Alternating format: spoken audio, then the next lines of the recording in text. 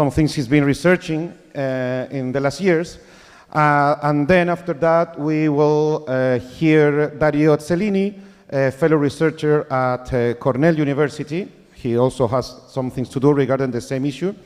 And then we have Eric Campos, who kindly will join us, and he has many things to say about him, so I had it written. So Eric is the president of the Subway Federation, the Union Federation of Chile. He's also is the president of the transport section of the ITF, you know ITF, based in London. And he's also the general secretary of the Central Union of Workers in Chile, CUT. We will go to his place, basically, to have the dinner. So please, a big clap for them. And I'll let you with Matt. So.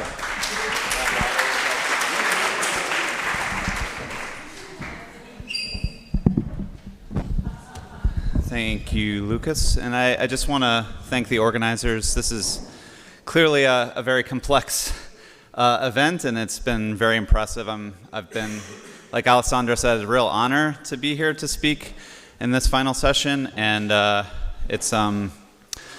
it's been an incredible conference. I've learned so much. The quality of all the presentations have been really high, and so I'm very privileged to be here. This is the southest I've been on the planet ever, too, so pretty exciting. Let's see.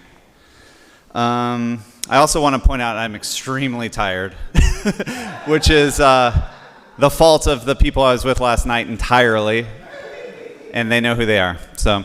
I also wanted to follow Alessandra in expressing my solidarity to the very large Palestinian population here in Santiago. And I also thought, it being the labor conference, I wanted to shout out the workers in Morocco at the ports there trying to block shipments of arms to Israel. And I think that's the kind of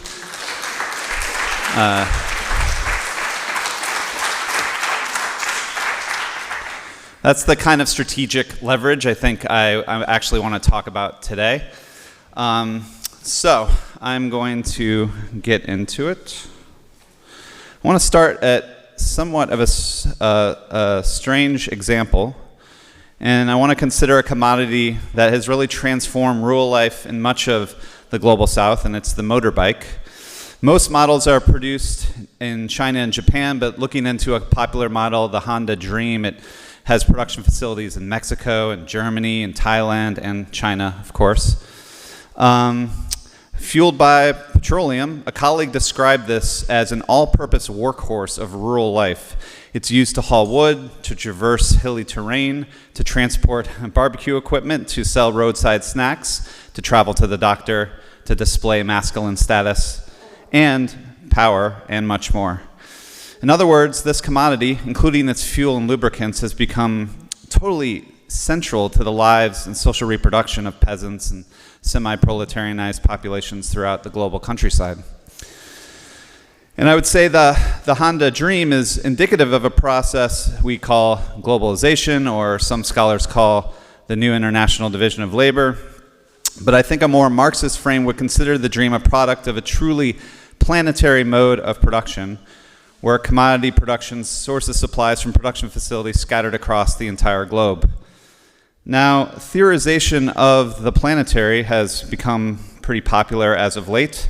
People looking at it in relation to the urban question, political theory and governance, the geographies of extraction, and of course our amazing keynote yesterday, talked about this really interesting idea of the planetary social factory. But very few have actually linked it to what I would call Marx's kind of master concept, which is the mode of production. And insofar as more and more of the world's population grows dependent upon these planetary supply chains for their lives, capitalism is really embedded in the lives of humankind. Of course, today, globalized production systems are collapsing with the renewal of trade wars, economic nationalism, and regional trade blocs. Nevertheless, the motorbike connotes a second meaning of the planetary mode of production. Oops, that's wrong, sorry. Commodity production now comes with planetary effects. Each node in the Honda Dream supply chain entails fossil fuel combustion and emissions, and of course its very operation is fueled by petroleum. It is important to note that it does not matter where these emissions take place on the Earth, their planetary effects are the same, adding a load of atmospheric emissions signaled by the concentration of carbon in the atmosphere, which is at the moment 424 parts per million, much higher than it has been over 800,000 years. So production or consumption in one part of the world is thus implicated in the cascading impacts of climate change in other parts of the world, such as the recent catastrophic fires in LA, floods in Spain, and ongoing drought in the Horn of Africa, just to name a few. The planetary scale of production presents massive political difficulties for thinking through how to mitigate the global ecological crisis. The solution to the planetary ecological crisis cannot avoid a global restructuring of production relations in general. A recurrent tendency on the ecological left, though, is to kind of negate the globalism of contemporary capitalism with a focus on localist solutions, place-based agriculture, decentralized renewable energy, cooperative ownership structures, and the like. Yet it is not at all clear how such efforts can confront the planetary mode of production, and more to the point, the power of capital, which organizes global production with one goal in mind, that's profit. And it's far more easy to imagine how localist solutions could be sort of thriving as small-scale islands while the rest of the world and capitalism and the ecological crisis carries on as normal. I'm going to stand on this. I wasn't sure. So in this talk, I want to argue the planetary mode of production requires a planetary theory of change in politics, and Marxism actually provides a decidedly global subject of emancipatory change, and that's the proletariat. The problem I want to explore is how traditions of ecological Marxism are ill-equipped to offer such a theory of change because of their somewhat ambivalence or rejection of the centrality of labor and working-class politics to Marxism. Ecological Marxism emerged in a historical period of profound dissatisfaction with Marxism itself and overall defeat. Above all, its practitioners believed ecological Marxism meant a totally revised Marxism or a greened Marxism. This supposition was not only because of the assumed dismal ecological record of actually existing Marxist states, but also because of a flowering and indeed sometimes quite powerful environmental movement. Many assume that this would just be one of a vanguard of new social movements that would repower the left beyond its old affiliations with labor and socialist movements. Yet, 50 years later, I think it's fair to say that this proposition has not worked out. Instead, over the last half-century, has been characterized by ever greater concentration of capitalist power. Thus, it's time to admit ecological Marxism needs a kind of strategic and theoretical reboot, and one that is more serious about strategy and power. So in this talk, I'm going to sketch out an ecological Marxism with the working class at the center, what I call proletarian ecology. And this is based on this concept of proletarian ecology has got two basic positions. First, Marx's historically specific theory of working class formation or proletarianization is fundamentally an ecological theory about the mass alienation of the producers from the land and from the ecological conditions of existence. And as a consequence, forming a bulk of the population that has to survive via the market and the wage fund. Second, Marx's fundamental political orientation around what Mike Davis calls proletarian agency, or this notion that the working class is this kind of revolutionary subject of history, is a theory actually of species emancipation. That is, the proletariat represented this universal class with the capacity to abolish class society itself. And at the core of this species theory of emancipation was the idea that the global proletariat could take social and collective control over global social production, and in turn the social relation of the species to nature itself. In fact, Marx said quite clearly that socialist freedom entailed this kind of rational management of the social metabolism with nature. So this talk has 3 sections. First, I want to review the history of ecological Marxism to show this kind of consistent disavowal or decentering of the standard Marxist focus on working class politics and organization, and the proposed alternative faith in this kind of variegated notion of a movement of movements. Second, I lay out this theory of proletarian ecology centered on Marx's own vision of working class self-emancipation. Third, I explore 3 core contradictions that invoke the barriers and opportunities to building working class power to address the ecological crisis. Okay. One moment.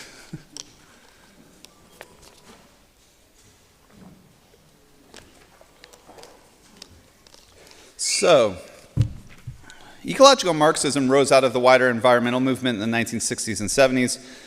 It's very important to situate its emergence within the overall atmosphere of the New Left and the sense of failure attributed to Marxist and socialist politics in general, and the labor movement in particular. Thus, I want to be clear, it was entirely understandable at the time that Marxist and socialist thinkers were grasping for something new.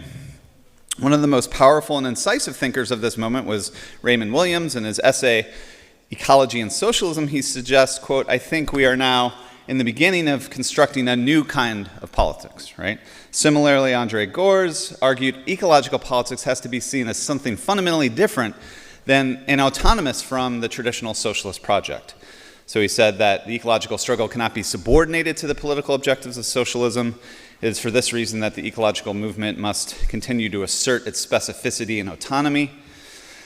So it's also, I think, not a coincidence that this is the author of the book, The Farewell to the Working Class, which I think was very much of the time of kind of abandoning this working class politics. But by the 1980s, with the labor movement in retreat and the class war launched by capital and their handmaidens like Ronald Reagan, Margaret Thatcher, Augusta Pinochet, much of this Marxist thought shifted to the academy. Here, as well, theorists grasped for how to suture Marxist ideas to these multiplicity of new social movements that made up the 1960s upsurge. And many of these academics were very much participants in this very upsurge.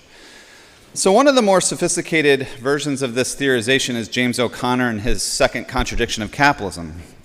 Forgotten is how O'Connor explicitly framed his contribution as theoretical ammunition for these new social movements. In similar ways that traditional Marxism illuminates the practices of traditional labor movements, ecological Marxism may throw light on the practices of new social movements. In other words, O'Connor's ecological Marxism was not framed as one grounded in the labor movement and traditional socialist movement, but new social movements.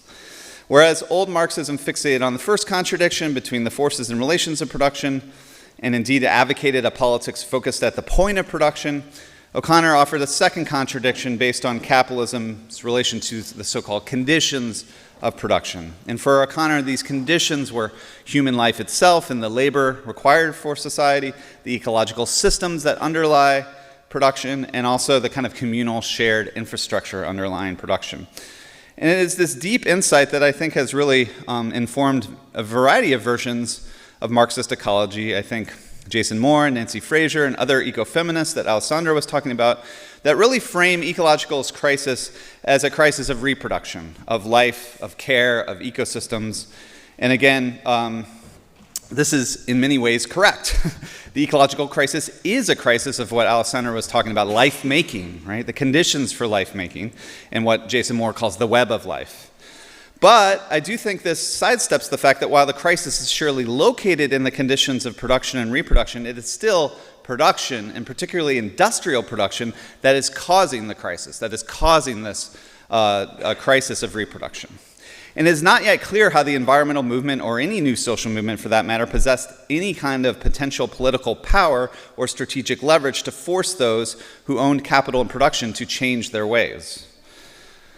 But the lack of relevance of ecological Marxism or eco-socialism to the labor movement and to the working class was explicitly seen as not a problem for these theorists. Michael Lowy is perhaps the most foremost spokesperson of eco-socialism, in an attempt to kind of combine the red and the green as if these are two kind of separate currents. He, along with Naomi Klein and countless others on the left since the 1970s, they have not put their faith in labor and the working class, but a more scattered form of kind of coalitional politics. More recently, Lowy said environmentalists and socialists will need to recognize their common struggle and how that connects to the broader movement of movements. Similarly, another leading eco-socialist thinker, an editor of Capitalism, Nature, Socialism, Joel Cavell, diplomatically asserts that the new eco-socialism was not meant to depart from labor, but to simply decenter it. The proletariat may not be privileged in red-green discourses, but it remains a full partner. Socialism, as Gore's instructed, was no longer really about the working class, but a broader set of interests amongst peasants, indigenous peoples, feminists, anti-war activists, and more. Given the uncomfortable fact that the historical working class and socialist movements were often, with very notable exceptions, exclusive and sometimes racist and sexist, this broader, more inclusive approach conformed to the post-1960s zeitgeist, calling for more attention to difference, calling for us to shy away from Marxist meta-narratives, and calling for us to avoid any kind of universalistic politics with any kind of notion of shared objective or common interest. Now, if there's one ecological Marxist framework less willing to dispense with Marx's ideas and Marxism itself, it is the metabolic rift school, elaborated by thinkers like John Bellamy Foster and Kohei Saito.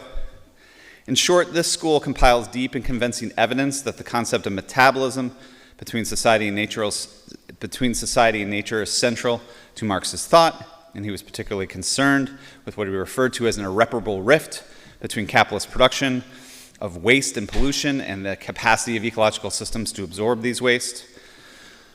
I would say the notion of proletarianization, or the separation of the mass of producers from the natural conditions of production, is at the heart of metabolic rift theory. In Kohei Saito's Karl Marx's Eco-Socialism, he shows how Marx's concept of alienation is ultimately a theory of ecological alienation from the means of life and subsistence. In one of his more recent books, Marx and the Anthropocene, he more firmly situates the process of Marx's concept of primitive accumulation and the role of colonialism in violently dispossessing peasants and indigenous peoples from the land and the ecological means of life. All of these thinkers, I think, also helpfully reframe Marx's vision of communism, what he consistently referred to as associated production, as a fundamentally social and ecological vision. That said, I do think the metabolic rift school has very little to say about the question of working class power and agency. When seeking the basis for Marx's ecology, Foster and others often search deep in the volumes of Capital or his unpublished manuscripts to verify the true ecological nature of Marx's thought. But there's little effort amongst these people to examine Marx or Marxism's more basic concepts of exploitation, class struggle, and working class agency from an ecological perspective. I think the exception here might be Paul Burkett, which I think is a much broader kind of analysis of Marx's categories. But it's time to admit that this overall project of greening, revising, and ecological Marxism has not really done much to kind of counter the awesome intensification of capitalist power since the 1970s and the onset of the neoliberal employer offensive against the working class and the environment alike. So we need to repurpose an ecological Marxism concerned less with obscure debates over nature-society dualism and more geared up for class struggle. And this brings me to the theory of proletarian ecology, which I think is again rooted in Marx's notion of working class self-emancipation. I think Ellen Meiksins Wood put it very clearly. She said, socialism was now on the historical agenda because there existed for the first time in history not only the forces of production to make human emancipation possible, but more particularly a class which contained a real possibility of a classless society. Because ecological Marxism emerged in a period of working class defeat, its practitioners have really barely contemplated whether or not there's an ecological theory of working class self-emancipation. But what is striking is that Marx's theory of working class formation was always ecological in the first place. What defines proletarianization is, again, the process that really represents a world historical break in terms of how most people live on the planet. It's about separating people from the land and the conditions of ecology. And it's kind of interesting, when Marx gets around to defining the proletariat in like page 700 of Capital, he has this footnote where he tries to make clear that just a poor rural forester is not proletarian because they still are connected to the land and to the ecology. It's the separation that defines the proletariat. Marx's basic theory was that just as capitalism violently separates the mass of the population from the means of production, capital socializes and collectivizes production to lay the ground for working class expropriation. So he says, as soon as the workers have been turned into proletarians and their means of labor into capital, as soon as the capitalist mode of production stands on its own feet, the further socialization of labor and the further transformation of the soil and other means of production into socially exploited and therefore communal means of production takes a new form. Another way of saying this is that capitalism dispossesses the mass of the population from the land and other means of production. It makes them dependent upon the market, and this market dependence creates commodities that we all depend on that are produced, again, by these kind of global networks of social labor. Insofar as all of us rely on commodities, we rely on the world of social labor. And again, I'd point to the motorbike as this commodity that is sort of connected to all this global production and to the most remote parts of the world at the same time. Okay. So Marx's basic theory of history argued that it is the global proletarianized working class that has the capacity to seize an already socialized production system and repurpose it towards social needs. If capital makes humanity reliant upon the global commodity form, socialism or communism is humanity taking control of the planetary mode of production and taking control of the metabolism with nature at the species level, at the level of humanity. And this is, again, I mentioned this before, but this is what he says in Volume 3, that socialized humans, the associated producers, govern the human metabolism with nature in a rational way, bringing it under their collective power instead of being dominated by its blind power. So the prospect of global associated production democratically controlled by the global working class probably sounds pretty heady, a distant prospect at the moment, but I would argue this is exactly what is necessary. Again, much ecological politics focuses on this kind of localism, but that's not what's required, right? The crisis is planetary and global, and therefore we need a restructuring of production at the planetary scale and really at the level of the species, because the question of species survival and extinction is at the core of this crisis as well. And as the ecological crisis grows worse, this reality will become only more obvious. I think this overlaps with what Jeff Mann and Joel Wainwright kind of say, that increasingly as the climate breakdown unfolds, we're going to start talking more about planetary forms of sovereignty to supersede the kind of national forms of sovereignty we're more used to. So I think the reality of the ecological and climate crisis provides the materialist basis for the necessity, historically, of this transformation, or what Paul Burkett called the historical rationality of socialism to emerge out of capitalism's material conditions. And just a quick note that when I say proletarian ecology, I mean ecology in the sense that the mass of the working class under capitalism, they are living ecological beings, and their survival is most threatened not by direct sort of environmental threats to their livelihood. The main threat to survival for the proletariat under capitalism is the market, is the insecurity of trying to make ends meet month to month in the market, right? And so I think a lot of working class ecology theories like Stefania Barca think that a sort of ecological politics will come through workers sort of with direct kind of exposure to toxic chemicals or sort of land dispossession or these kinds of direct environmental things. But I think a broader proletarian ecological politics would have to confront the fact that the mass of people on this planet have to survive via the market. And that's the real insecurity and threat to the vast majority of working people. So a thorny question is, who is the proletariat? Who constitutes the working class that must emancipate itself? As Paul Burkett suggests, many Marxists conflate the proletariat with the industrial proletariat. Indeed, this was the new and emergent class at the time of Marx's writing, and certainly captures a lot of attention. But I think it's crucial to define the proletariat in much more broad terms.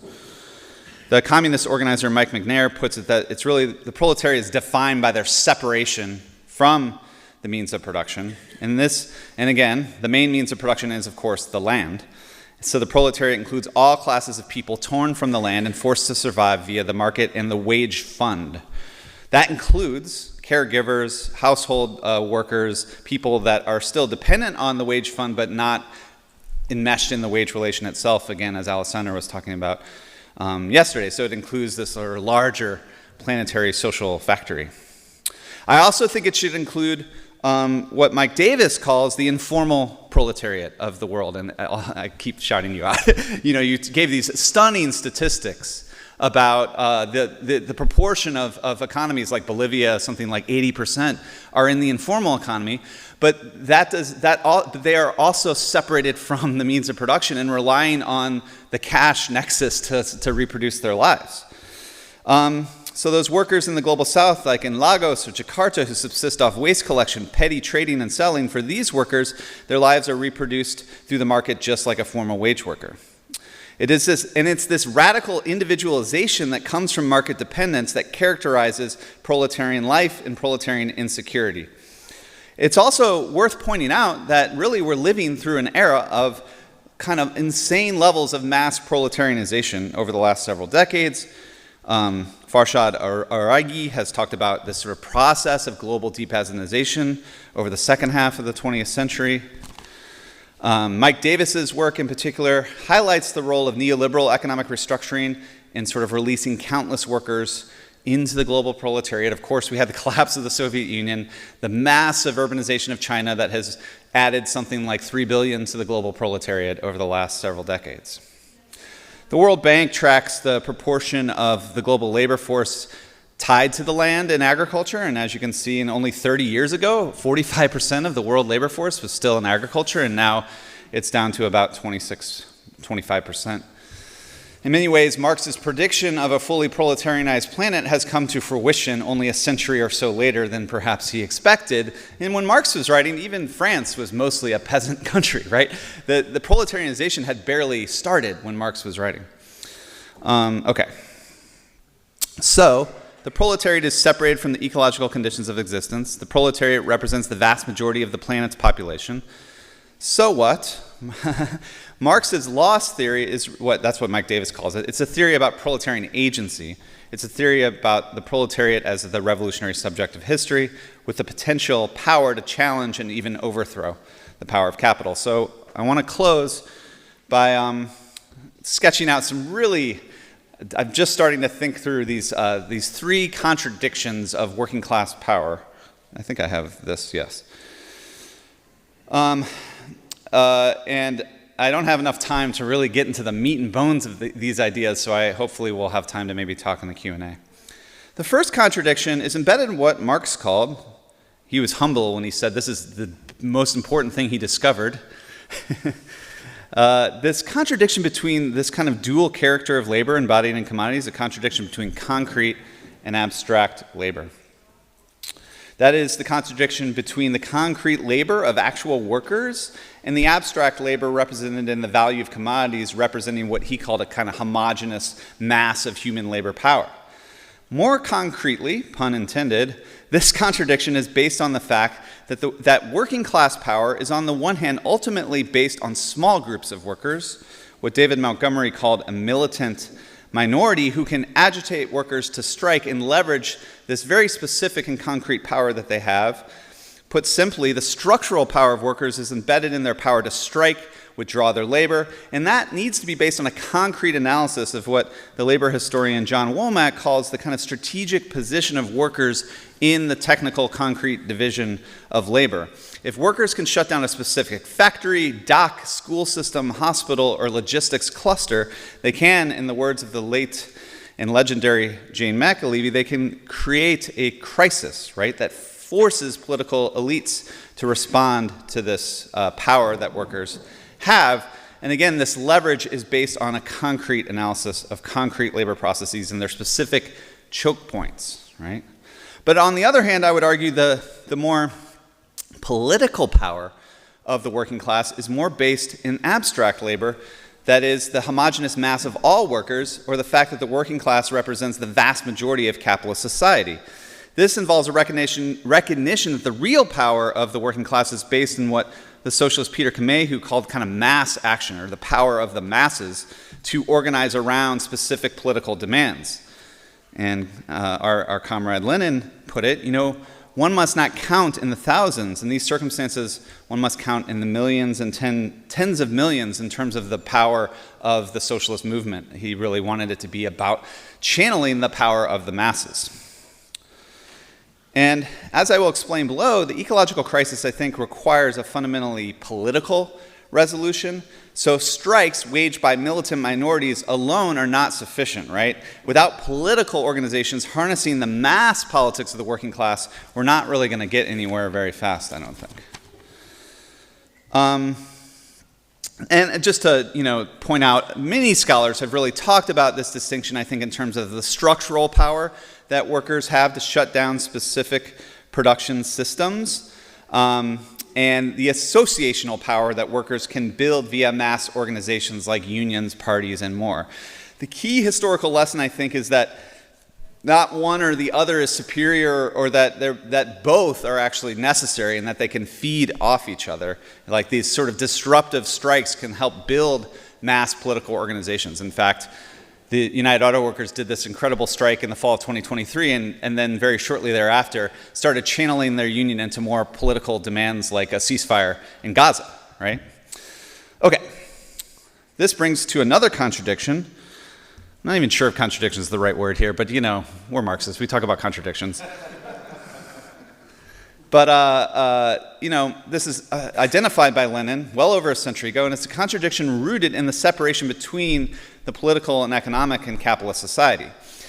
Workers organizing on their own are prone to simply agitating around economic demands over wages, workplace conditions, and the like. And in fact, in some of the panels on workers in the lithium production zone, I was sort of taking note that a lot of their strikes and organizing were sort of purely kind of economic type demands. Lenin warned that economism, though, or this kind of trade union consciousness, as he called it, has little potential unless guided into more explicitly political forms of organization rooted in the transformation of the entire society. So not just one workplace or sector, but political transformation. And again, the ecological and climate crisis is at core, it's a problem rooted in how we produce and reproduce life. That is how, these production systems are organized. And so restructuring production, and thus the metabolism with nature, requires, I think, in a word, it requires massive investments. We need to invest in a new electricity grid, and new public transit systems, and new infrastructures of housing, new systems of agriculture, and of course, repurposing and recycling what can be salvaged from the kind of carbon-intensive production system. The problem is, as Brett Christopher's recent book, The Price is Wrong, shows with electricity, the core problem is that private capital is not willing to make these investments because it's not profitable for them to do so, right?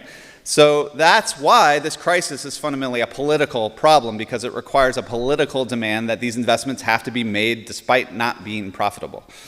And so that's going to really mean there has to be something like a public sector or like what Daniela Gabor calls a big green state, that can kind of have the organization and capacity to make these kind of incredible amounts of investments that capital refuses to do so. So this is kind of what the promise, I think, of Green New Deal politics was. It was located a crisis that required massive public investment program and public jobs program. It was a kind of like world-building project, a project of creating a new world through this crisis.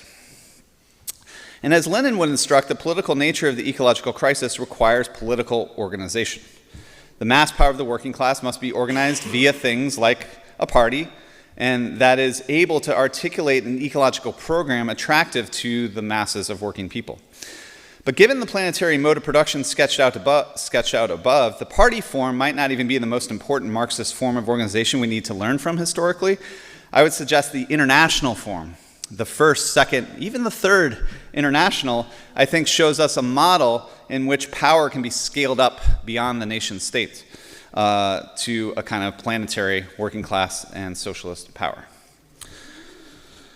So the final contradiction is a contradiction. Oh, there's the international. The international, remember? The final contradiction is one between, which I've actually heard a lot about this conference, between mental and manual labor.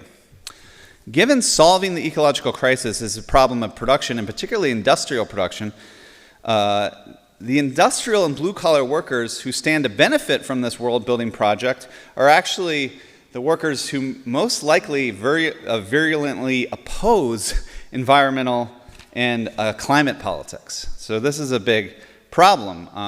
These are the very workers that are now shifting, not just around climate politics, but are shifting to the right in country after country around the world. I was not that recently, but I was in Denmark talking with climate justice activists, and they had an election where it was clear that the wind industry workers were voting for the right in droves. And if we cannot win over the wind industry workers, we're really like not getting the workers who are crucial to this transition, right?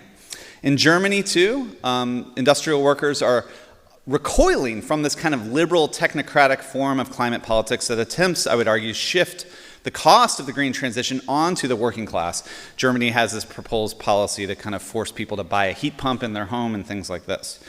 So the contradiction here is that the climate activists, academics, journalists, NGOs, these are predominantly mental knowledge workers, the so-called professional managerial class. I've come around to thinking this is not a class, right? This is more like a stratum within the working class of knowledge workers, of mental workers. But the problem is this climate movement and environmentalism more broadly are deeply embedded in what George Hoare called a kind of moral minoritarianism that shrouds climate politics in these kind of maximalist and radical positions. I'm thinking here of Extinction Rebellion had this demand in 2018 that we need net zero by 2025. And I just noticed yesterday they've updated, because guess what, guys? It's 2025. And they updated it to say like, yeah, so that didn't happen, but we still think it could have, and you can read it. But that's, to be frank, to act like we could actually decarbonize the economy in 7 years is pretty insane and pretty maximalist and not in line with the kind of concrete analysis of the engineering and industrial systems that need to be transformed. And of course, they did these kind of radical types of actions that really angered and alienated themselves from the masses of society, like disrupting working class commuters on the subway, right? Which just created, and their popularity kind of dipped as their activism increased, right? So this is an environmental politics that refuses to build a mass politics. That is, it fails as a working class politics or a proletarian ecological politics. I think such a politics would need to be much more based in the material interest of everyday concerns of working class people as a whole. In fact, the Yellow Vest movement, when they erupted against climate policy in France, they talked about this distinction between politicians only caring about the end of the world and we're trying to get to the end of the month, right? And I think the climate crisis, or the climate activists have just consistently failed to reach people on those end-of-month types of levels of sort of everyday material existence, which again, I argue, is the ecology of working class life. So this is, the climate crisis should be at least decidedly an end-of-the-month struggle. What the climate crisis is really about is about a revolutionary restructuring of the provision of these end-of-month sectors. It's about energy, electricity, it's about transport, it's about housing, it's about food, and these are the very basic material concerns of the working class. And it's only liberal climate technocrats who seem to think that solving climate change means sort of like internalizing the market cost onto the population in the working class. I think our climate program has to be about restructuring these sectors to give working class people more secure access to these basic material needs in conjunction with decarbonization of these sectors. So in conclusion, ecological Marxism was founded, ecological Marxism was founded on the proposition that the working class version of Marxism was kind of dead, right? and new social movements would reignite the left into a fresh and diverse and multifaceted oppositional to capital, a movement of movements. Again, I think it's time to admit this abandonment of working class politics has overlapped with the all-encompassing shift of power to capital. Marxism, at its core, proposes that it's only the working class that has the potential objective power that we need to erode and supersede the power of capital. If capital is the cause of the ecological crisis, and I think we all agree it is, then solving this crisis only leaves us one real option: build and organize the power of the planetary proletariat. We have a planet to salvage and win. Thank you.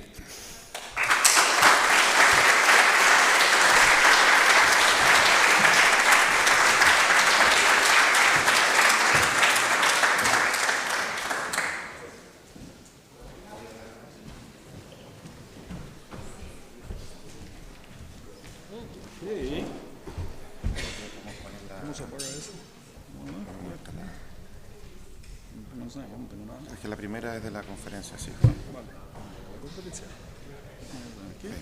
Okay. Muy bien. Right. Hello. So speaking after all these people, I think I don't have to repeat many things. That's the good thing. Okay. Pero voy a empezar a hablar en español. Nadie me dijo que se podía si no hubiera preparado todo en español, nada más para joder. Pero la primera parte sí la quiero dar en español. Y bueno, primero quiero recordar que hoy es el 25 de abril, que es el aniversario primero de la liberación del fascismo en Italia. In Italy, and second, the revolution in Portugal. Yeah.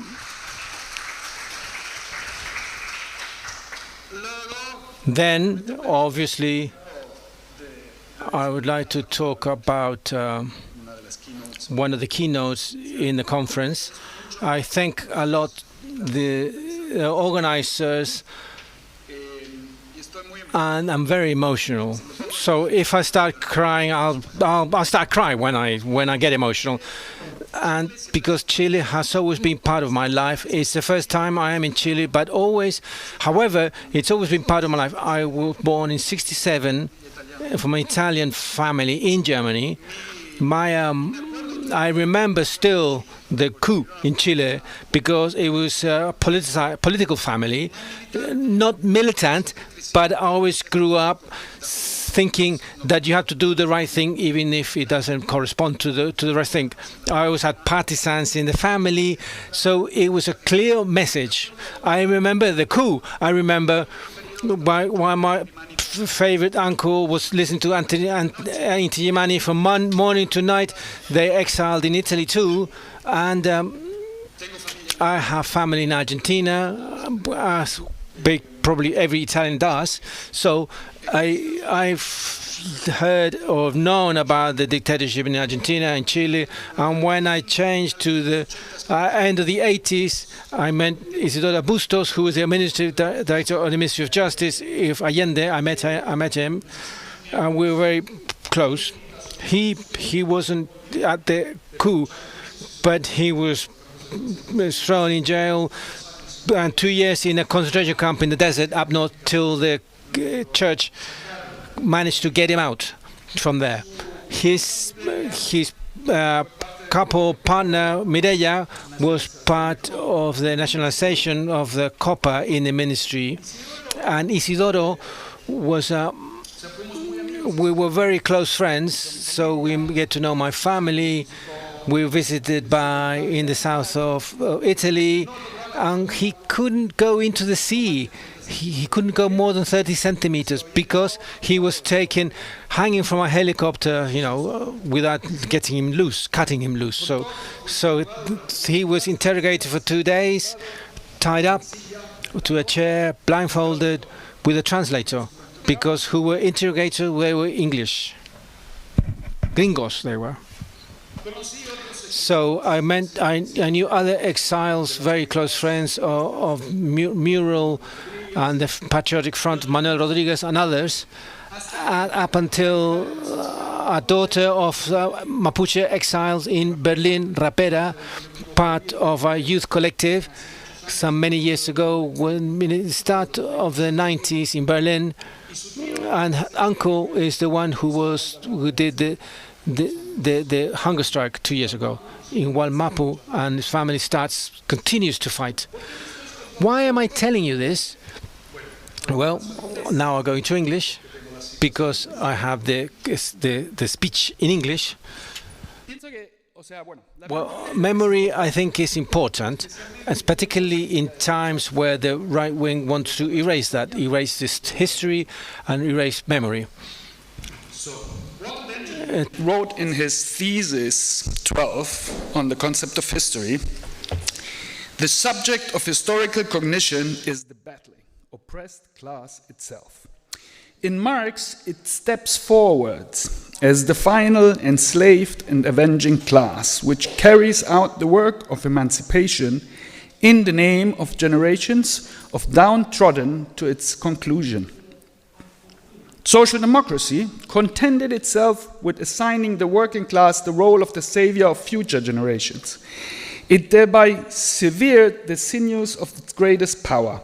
Through its schooling, the class forgot its hate as much as its spirit of sacrifice, for both nourished themselves on the picture of enslaved forebears, not on the ideal of the emancipated heirs.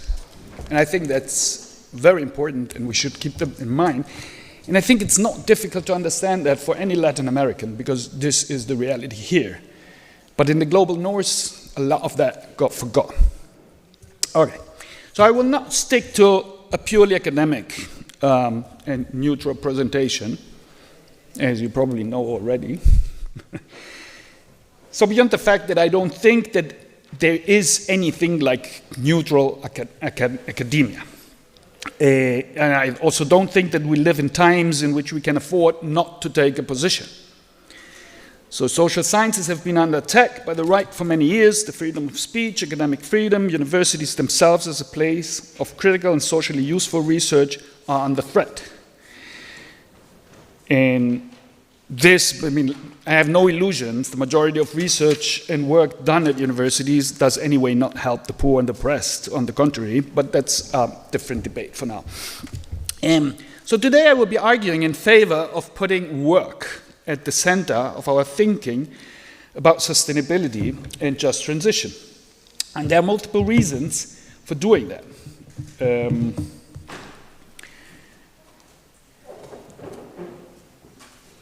And there are also a lot of other scholars that had made this proposal. I'm not the only one, and not the first one. So I think that one thing is like the current approaches we have to sustainability in the debates and in policies have completely failed. Yeah? So decades have passed since we know that climate change is real and is due to human activities. We even know now that like the biggest oil companies had already in the 70s scientific information saying that what they were doing was linked to climate change and heating up the planet.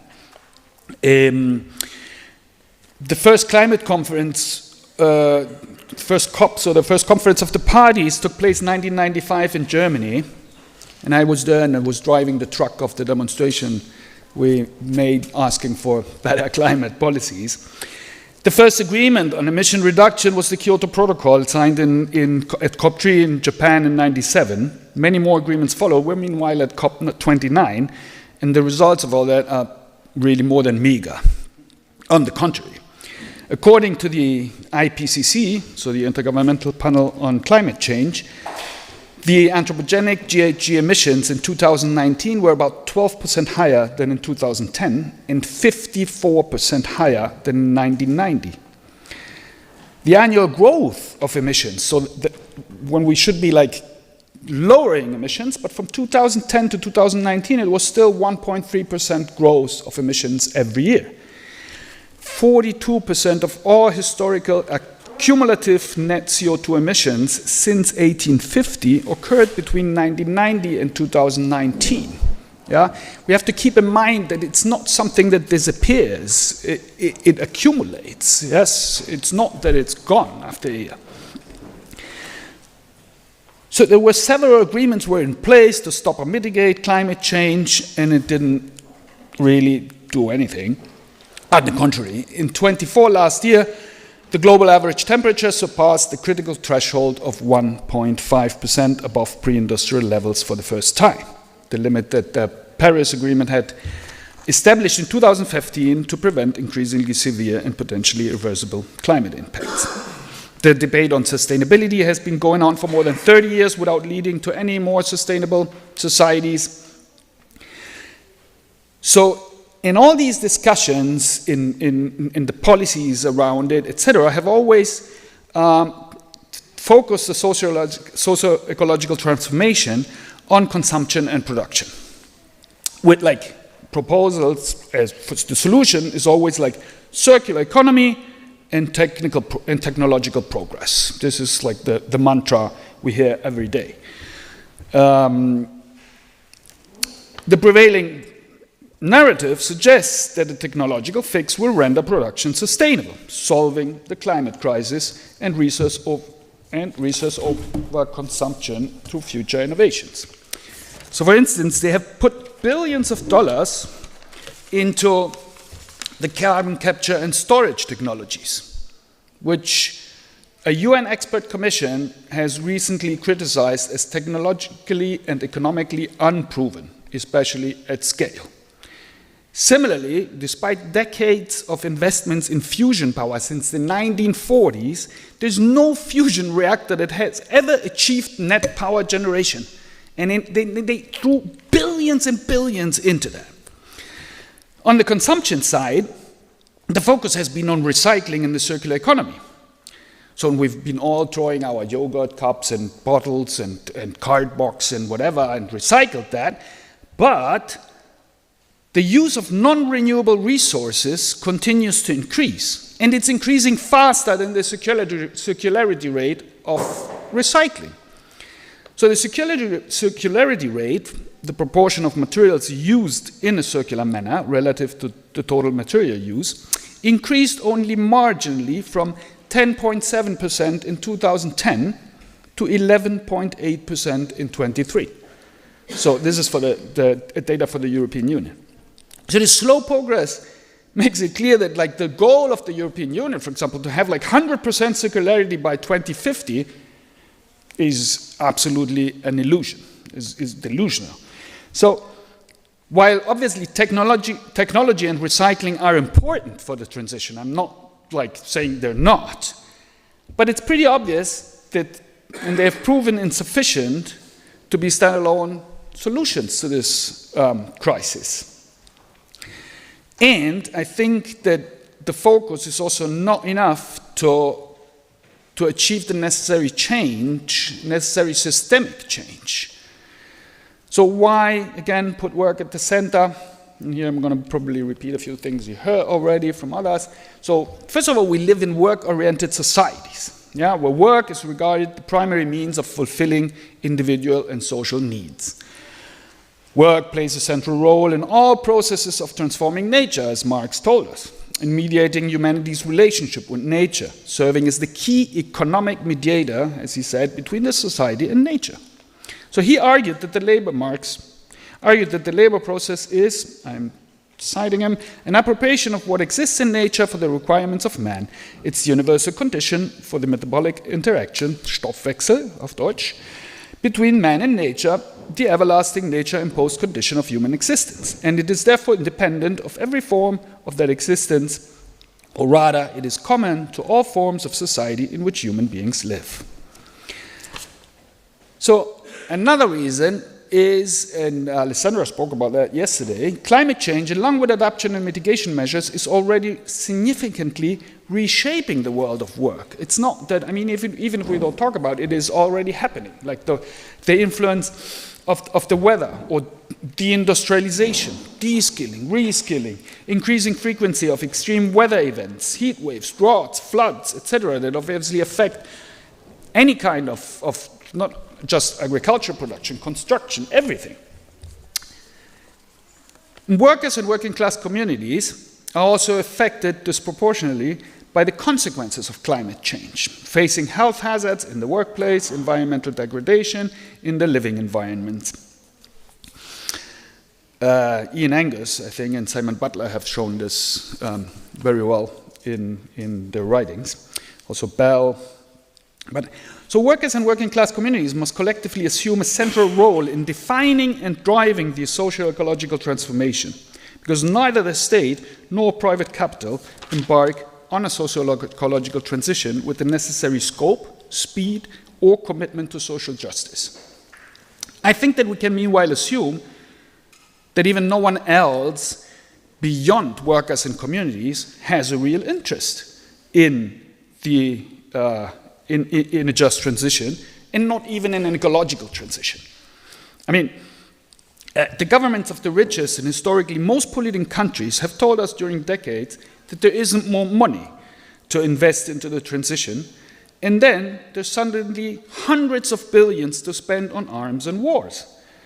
So just transition, I think, is class struggle. Reconceptualizing, reorganizing, and revalorizing work as sustainable work can serve as a decisive tool for advancing a just transition. So what do I mean when I say sustainable work? So what is sustainable? So I think that it offers like a framework, a holistic framework, where we can integrate economic, social, and environmental dimensions as interconnected elements, addressing the root causes of the crisis and fostering a just transition. It expands the concept of work beyond mere production or paid labor, encompassing a broader understanding of human activity and its social implications. So this approach is intrinsically linked to a just socio-ecological transition, addressing issues at social security for the displaced by job losses, as well as intersecting inequalities related to class, north-south, dynamics, race, and gender. The Sustainable Development Goals, you probably all know, they define sustainable work as work that upholds human dignity, promotes human development, and safeguards the natural and social foundations necessary for future labor. So while these SDGs provide a broad framework for sustainable work, the specific content has to be defined by different actors in debates and etc. It's not defined yet. So it has to be with different contexts and concrete practices, and can also not be uniform all across all the different settings. All the countries that signed the SDGs, so all the countries, said originally that they would transfer them to national policies. It has happened in some parts, but not one government has done anything about sustainable work. In practice, so in the European Union, for example, they don't even use the term. So it's clear, if you don't use the term in any document, no country will use the term, because you always use the terms that are in the EU documents because you want that money. So if it doesn't appear there, the term will not be used. And that's still the case, even if all these countries promised they would integrate it, and even if like the SDGs are an integral part of the European Green New Deal. But they don't still not talk about sustainable work. So in practice, we have some labor, social, and ecological movements and organizations. I would say like there's a lot of the understanding brought forward, for example, by unions and social movements in Colombia, which is like probably the most advanced discourse on these matters, that is framed somehow as like sustainable work, even if they don't use the term.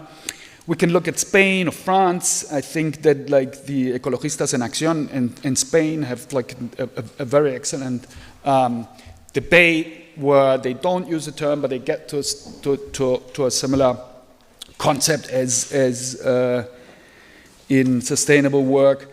Also the demands that were set up by the broad alliances in France, like the Le Plafond de Climat, and Attaque France, CGT, Oxfam France, etc. There is some of it in Climaximo in Portugal of these demands. So we can find like bits and pieces of where people start like thinking and putting work at the center. Oops. Okay. So I've been looking at all these authors and things and about and the definitions of sustainable work. There are a lot of authors like Barth, Littig, Becke, Biesecker, Hofmeister, etc. that are working on that. And I'm trying to set up from my view what I think sustainable work is. So first of all, sustainable work seeks to establish the foundations for human working conditions and ensure their long-term viability. Development in this context is not equal to economic growth or technological advancement. Instead, the starting point for work must be the needs and potentials of individuals and communities. Work should provide both social and economic security as well as opportunities for personal development. That's even in the social development goals, even if no one cares about it. So this can be achieved through policies that expand productive, remunerative, and satisfying work opportunities, enhance workers' skills and potential, and ensure the rights, safety, and well-being. You won't believe it, but that's what the social development goals say, and what all countries have signed. And you can think a minute about it, how many country policies are really in line with this. I don't know many, or none. But the United Nations Development Program aligns sustainable work with the ILO concept of decent work. I think that the problem with both of them is that both frameworks advocate for green growth and situate the socio-ecological transformation within the capitalist production mode. I think that neither continuous growth is inherently sustainable, nor the capitalist mode of production can offer a solution to the crisis. So, second, work must also strive to be ecologically sustainable. It should neither threaten nor undermine the reproductive capacities of nature, ensuring that ecological systems can withstand the pressure imposed on them. That's also the UNDP saying it. So human work that promotes development is only feasible if the reproduction of labor and life is secured. Achieving this requires reducing ecologically harmful work, scaling back certain areas of production and consumption, and minimizing the use of non-renewable resources. Third, the concept of work is broader and deeper than of jobs or employment alone. That's also something the UNDP says, but there's not much follow-up for that.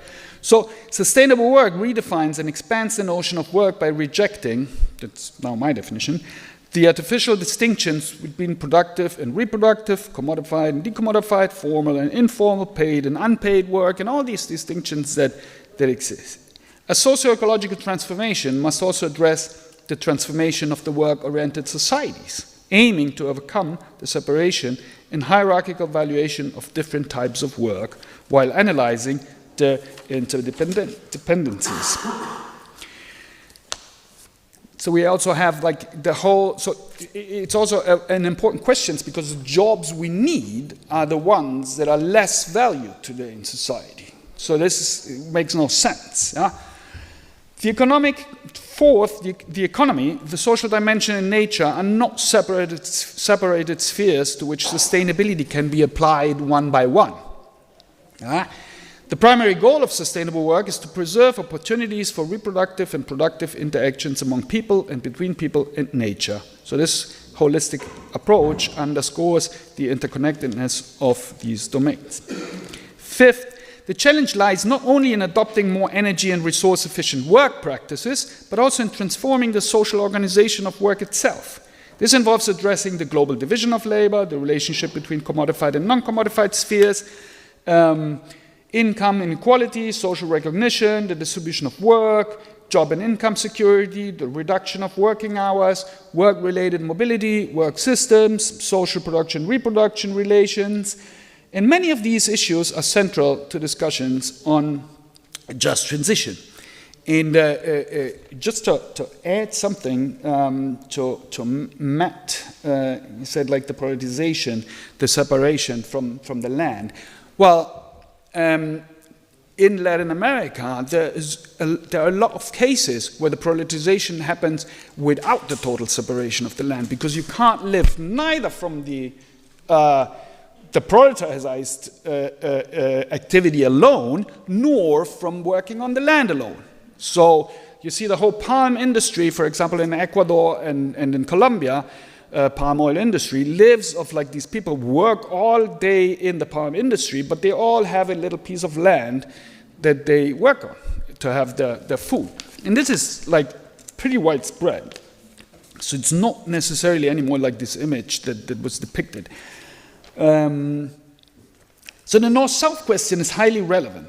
So particularly in determining which countries bear how much responsibility for these GHG emissions. So while China is often ranked as the world's top polluter in current emission data, such rankings fail to account for three critical variables. One, the historical cumulative emissions we had already.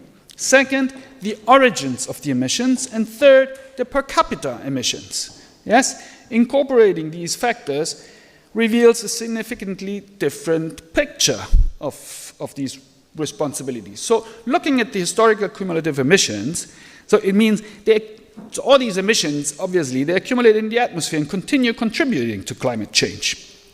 The data from 1850 to 2021 shows that the US ranks first globally, accounting for 20.3% of cumulative CO2 emissions, followed by China with 11.4% cumulative emissions. Russia 6.9%, Brazil 4.5%, Indonesia 4.1%, Germany 3.5%, India 3.4%, UK 3.0%, Japan 2.7%, and Canada 2.6%.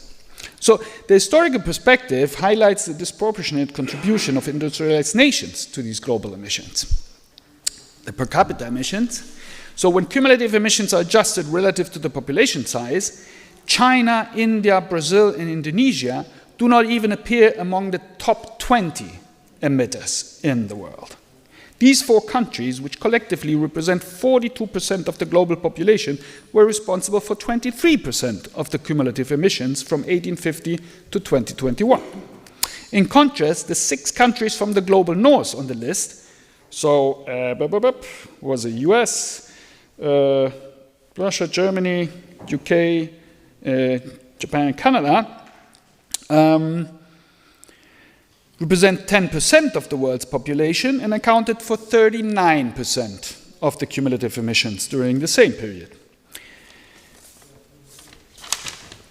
Now, the origins of emissions. So the sources of emissions differ significantly between the global north and the global south. In the global north, CO2 emissions are predominantly caused by fossil fuel consumption. In contrast, in Brazil and in Indonesia, approximately 85% of emissions are a result from deforestation and change of land use. Furthermore, a substantial portion of industrial GHG emissions in China and other countries, they're linked to the outsourcing of production from the global north. Similarly, deforestation and land use changes are often driven by export-oriented industries, if not always. It's meat, it's wood, it's the industrial agriculture.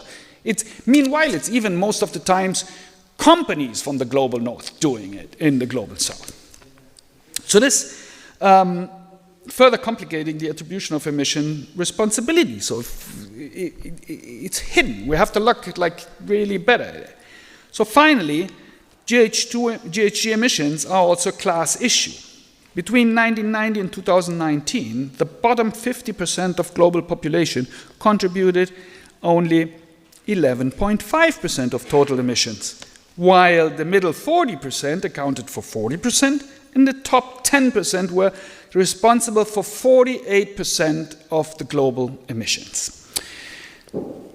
The top 1% alone were responsible for 16.9% of global emissions.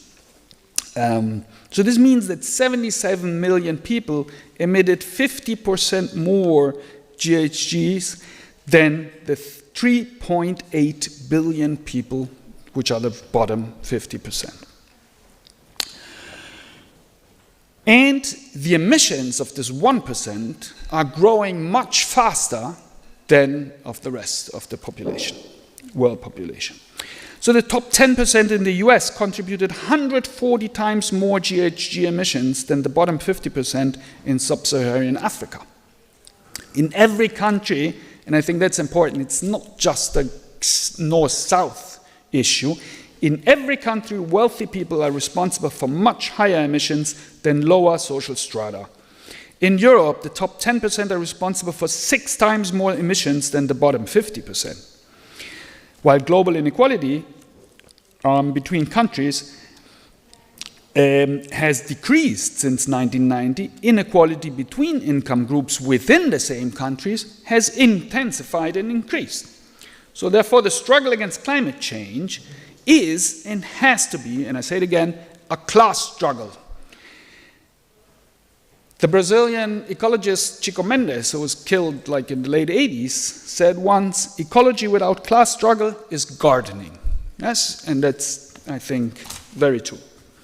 So debates on sustainable work and just transition intersect with several other critical discourses, and I can be short about that because we've been talking already about a lot of that. So these include like eco-socialism, which emphasizes the importance of class-based analysis of technology and society, democratic participation, and broader social mobilization, like Burkett or Victor Wallace. Green Marxism, which highlights the inextricable link between capitalist mode of production, fossil fuel dependency, climate change, and the emergence of the metabolic rifts in the Earth's chemical cycles. So, Ian Angus, Bellamy Foster, Clark, York, Moore. Working class environmentalism, which explores the role of labor in environmental struggle, Bell, Barca, Stefania Barca, Leonardi. Environmental labor studies that examine the intersections of climate change, social and environmental justice and working conditions, with a particular focus on trade unions, Retzel, Steves, Utzel, and others. Authors framing climate change as a form of class struggle, advocating for workers' control of the means of productions, like Matt. Materialist and ecofeminist critiques addressing patriarchal structures, technology, and the intersections of gender and environmental justice, like Vandana Shiva. The feminist debates in Latin America around body territory, Alessandra was referring to, Fiorita Segato, communitarian feminism, Silvia Rivera Kuzinkanki. And all these, and a lot of the things that came up in Alessandra's talk yesterday, and also in Matt talks today. And I want to underline again what Alessandra, I had the choice, like I either put half a sentence and underline it again, or I don't know what to do, but Alessandra was, I mean, we agree on 100,000 things, so she was always already saying a lot of these things, but I want to underline again what Alessandra referred to yesterday. Work extends beyond the workplace or wage labor. It encompasses reproductive and unpaid labor. And worker struggles frequently also occur outside the formal workplace as struggles of communities and social movements. Activities and spaces associated with social reproduction, such as unpaid care work, are often excluded from analysis of value generation exploitation, like Titi Bhattacharya said, or wrote about analysis of labor processes.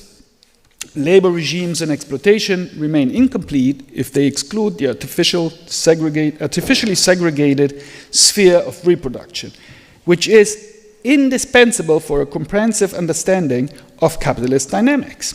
So this artificial separation of production and reproduction has to be completely rejected.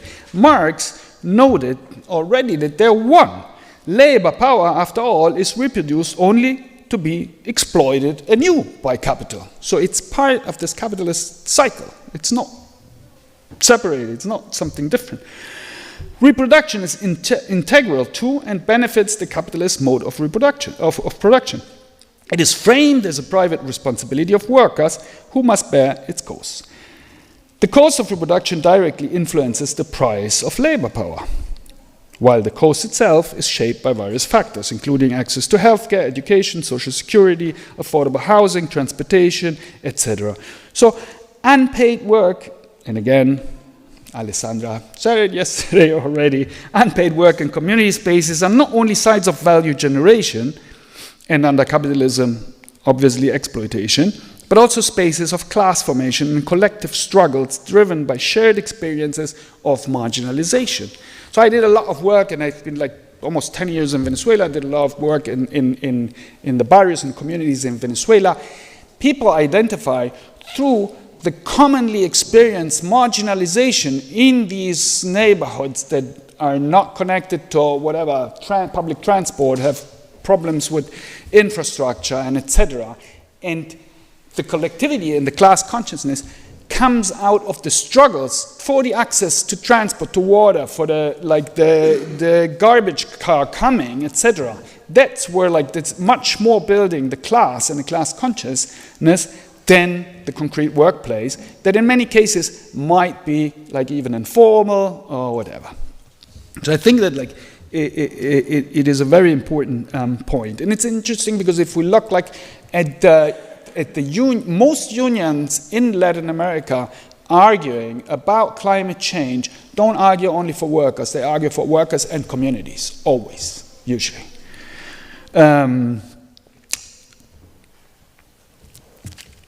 So consequently, any analysis of production or labor processes must account for reproduction in the struggles surrounding the conditions, which are inherently class struggles.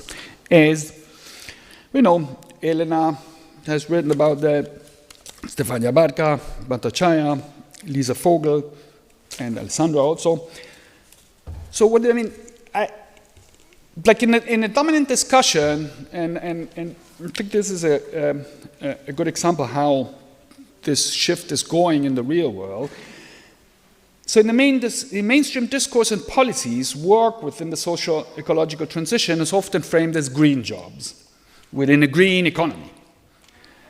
So these concepts are predicated on the notions of green growth and technological fixes. For example, in the UK, they include the green jobs are, for example, the jobs in the nuclear industry, because they have low emissions, so they're considered green jobs. Okay. Green accounting is part of green jobs in the UK. Many jobs labeled as green are neither environmentally sustainable nor socially equitable, often lacking decent work conditions and fair wages. Unions have rightly expressed skepticism about the quality and conditions of these jobs. And they frequently involve anti-union practices. You can see that, in Chile, you can see that in the whole mining stuff. Often it entails de-skilling compared to the industries that they replace.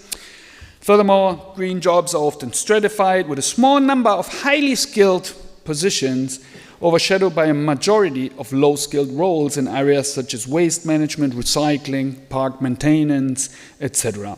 In many cases, the transition to green industries results in fewer jobs overall compared to the sectors they replace. The most evident is fossil fuel industry and solar and wind energy. So in the meanwhile, monitoring wind energy and solar energy panels through a computer from distance, and they just send every 6 weeks a team to do something. So this trend contributes to the devaluation of labor, characterized by lower wages, precarious working conditions, weak job stability, and limited unionization. If you're interested in details, I did two quite big, long working papers or reports where I analyzed that in different countries in the world, European countries, but also in Colombia and Philippines and other countries. So additionally, the socio-ecological transformation has disproportionately excluded women from paid work. For instance, in France, only 16% of jobs in the green economy are held by women. With the most feminized roles, such as those in natural and environmental conservation, even those have only 28% of female workers. So similarly in Germany, women account for just 17.4% of jobs in the circular economy. So these disparities highlight the gender dimensions of the green transition and underscore the need for a more inclusive and equitable approach to sustainability. So what could I'll bring in one example, what could a union practice look like? And I like this example a lot. I found in Colombia. So I've been studying their unions and just transition. And Bogota has this Transmilenio, which is a bus rapid transit system, BRT, that serves the city. Bogota is today the city with most electric buses in the whole of Latin America, more than Santiago. I recently interviewed Esteban Barbosa, secretary of the National Transport Union in Colombia, And he told me that most drivers of the electric buses are women, although the promise of a just transition did end up not being just for the workers, which they had, and therefore they're fighting now for better work conditions. The other labor struggle they have right now is regarding the ticket selling or card recharging employees of Recaudo Bogotá, which is a separate company which is in charge to sell the tickets or to reload the cards and everything for the Transmilenio system. This company collects the payments for the Transmilenio public services. The ticket booths all at all Transmilenio stations. So there are about 2,000 people working, selling tickets or like renewing, filling up the cards or whatever. They're all women. The company started replacing now the ticket booths with machines, with selling machines, obviously with an app where you can like recharge a card or whatever. And the contract for the ticket selling company is anyway just until 2028. So the transport union is now requesting in the collective bargaining agreements job retraining so that all 2,000 women that will be replaced by the recharging machines at some point, or a few might stay, that they are all retrained as category 5 drivers so that they will be driving the electric buses. And I think that's a very good example of what unions can do and can ask for and can fight for in these transitions to counter the gender disbalance in this transition. So since we are at the ILPC, I should probably ask, what has labor process theory to do with all that? I'm not sure if I care so much about it, but since we're here at the ILPC, I'll talk about it. Okay, so the list of lacks in LPT is long. Gender has been a blind spot for a long time. Also, as again, Elena and Alessandra especially have pointed out in various articles of the past few years, feminist analysis of social reproduction and gender have increasingly influenced labor process theory. Another issue is the so-called connectivity gap or connectivity problem, which arises with an excess focus on immediate shop floor situations and dynamics obscures like a more general picture.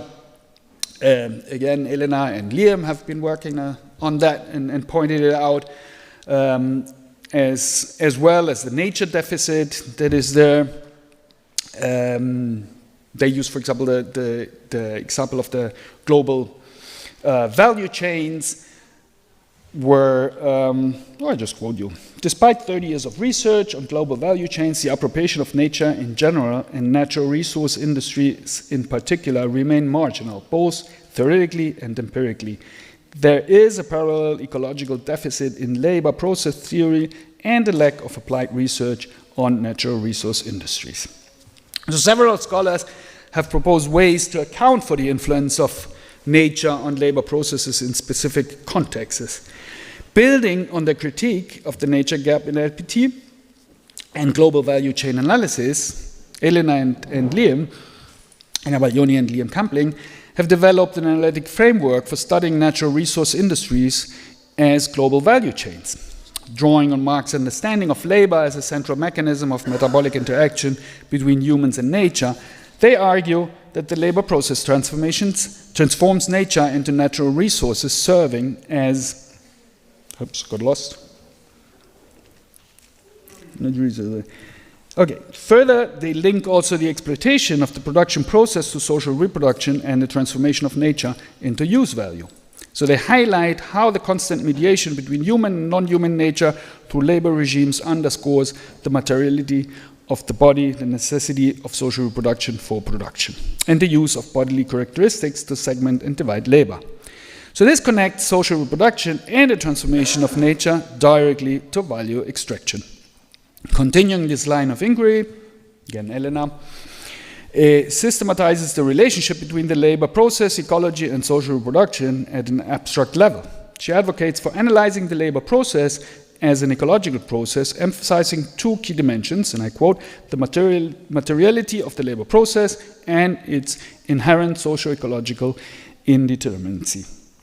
And after I've been referring so much, I think I would very much like to see Elena Baglioni delivering a keynote at the next ILPC. She deserves it with her work.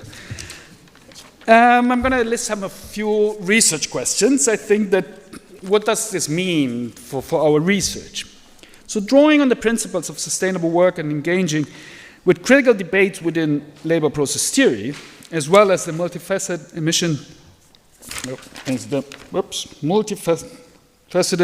nature of work in the context of the socio-ecological transition, we can derive a series of questions to guide LPT-informed research.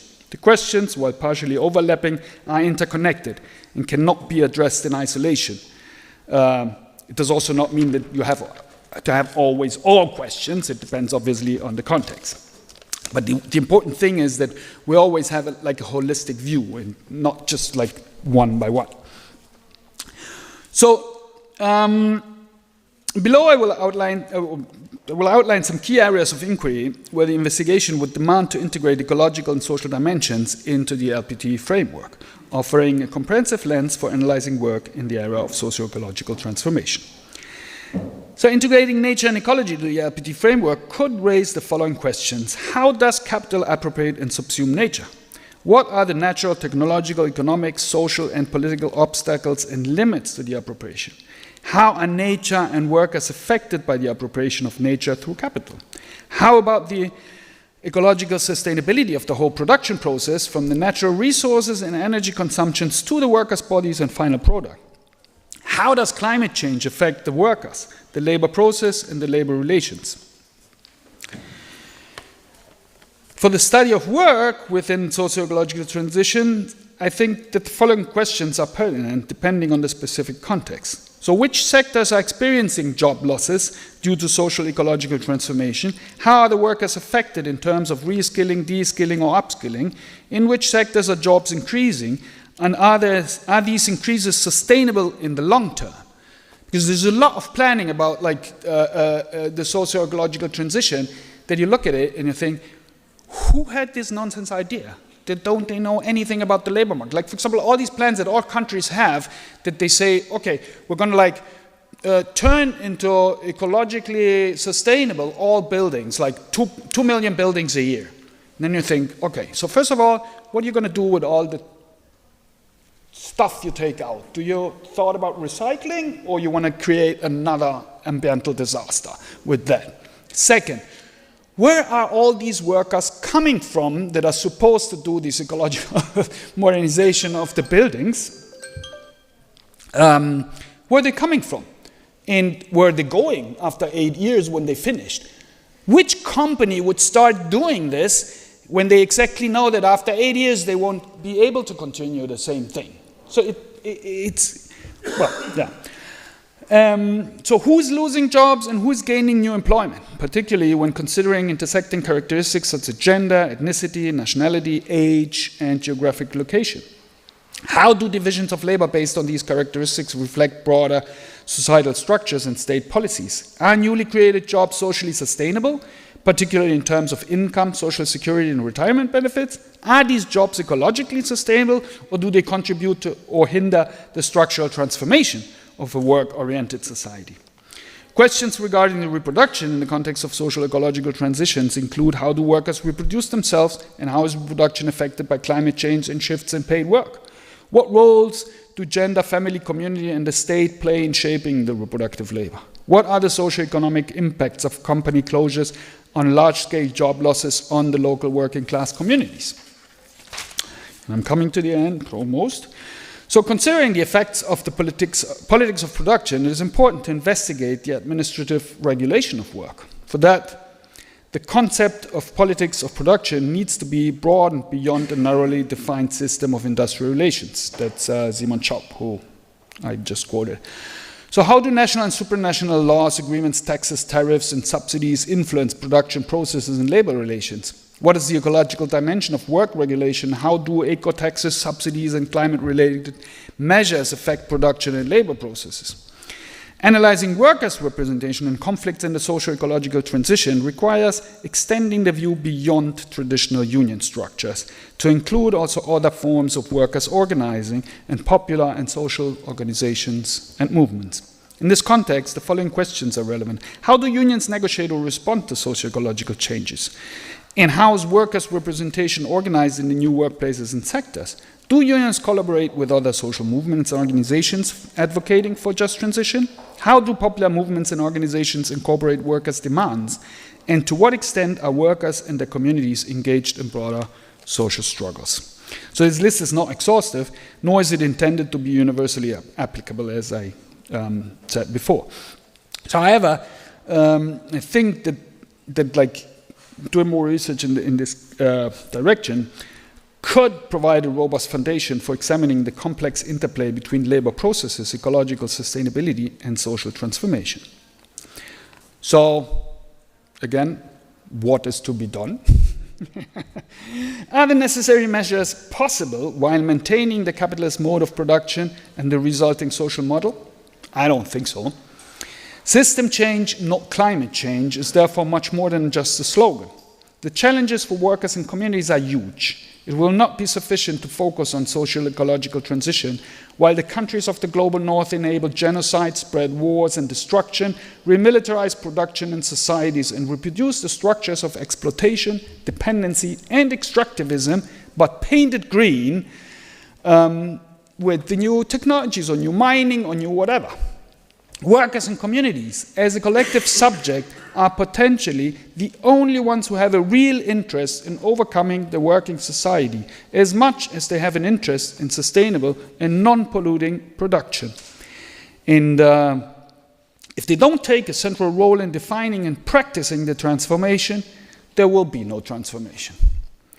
To the objection that all this is impossible, it must be said that history is not linear. And the humanity created capitalism. Don't forget that everything we created, we can also abolish. You can get out of it. It's not a natural law. And I think it's important to always remember that. And if we look in the last example, because it's about the issue, so how do workers, first of all, I think that, Matt, what you described before is something that is very much like a northern globe issue. So we see that, like in Latin, at least what I know from Latin America, like the workers and unions are very much into trying to influence the debate and put their points about climate change and etc. In Colombia, 94% of the population say that climate change is directly affecting their lives, daily lives. Yeah, so to negate climate change is something that in most Latin American countries is unthinkable. Yeah. And if you live here or you travel enough here, you know that. So I've been like doing research in the Caribbean since the late 80s. In the late 80s, you knew exactly which day the rain would start, at what time it would rain 2 times a day. So you go now and there's entire raining season that don't happen anymore. Yeah. So if we look at it, so will the workers do something or not, and why are they maybe tending to the right, or why are the main demands regarding income or whatever? So I think it would be a big mistake to assume that this is like the nature of workers, because we also don't think that the bear dancing in the circus, that this is his nature. So if we take the worker out of this context where he's limited to make claims regarding limited to claims regarding income. So, and I've been studying like recuperated workplaces, so workplace occupations.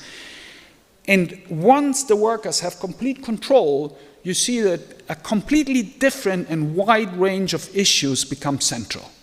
And one of the most central issues is the sustainability, the ecological sustainability of these processes, because it affects the health of the workers directly that have to work with that shit.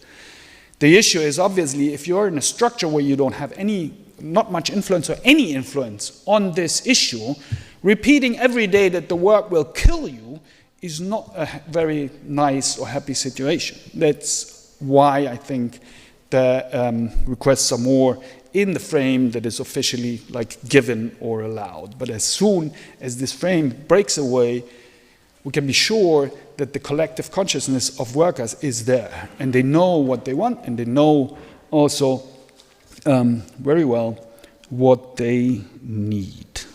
Okay, I think I'm stopping here. Thank you.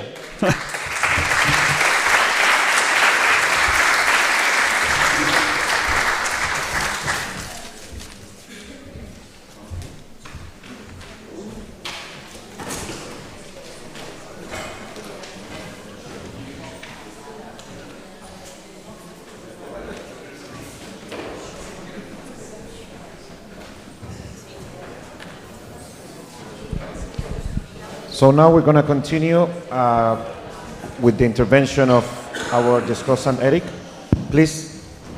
And then, depending on our energy, we can exchange some questions, comments, or even some responses from our keynotes.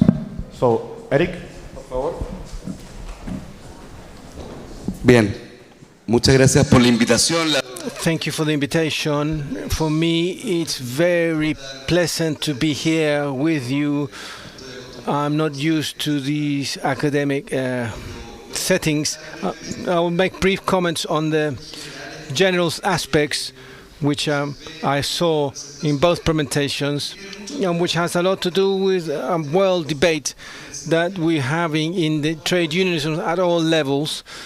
There's a type of I would say everybody who is a trade unionist, we are dealing with or facing mass depoliticization and policies to a certain extent, dehistorization or delinking histories with societies, attempt making against the memory, trying to forget historical things. For example, the sense of work, the sense of working in this current century. I say this because I was the other day at a student center, a technical polytechnic, and there was a couple of young people, 25 years old, and the girl would say to his boyfriend, how lucky that the 1st of May is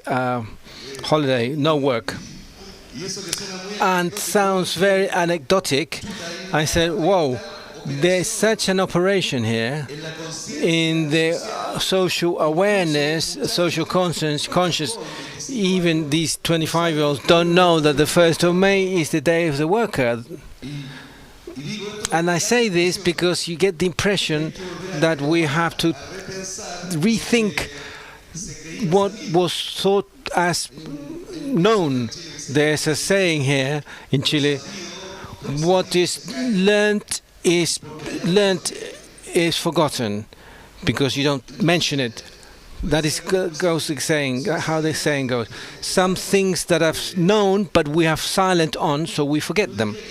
I would say, very interesting. I hadn't heard it in circles such as this, and I would say it's one of the things that is being discussed in the left in Chile. Where do we sit, or where do we place work, and the worker, organized worker, within a transformational project? Where there's a thought-provoking issue in Chile and in the world. There's been a frenetic seeking of new social subjects, which often stating in account in a vis-a-vis with traditional subjects. I have reached a conclusion that it's not difficult to organize a social movement without. It is possible to organize social movement without the trade unions. It is possible, and it's possible to build a trade union without social movement.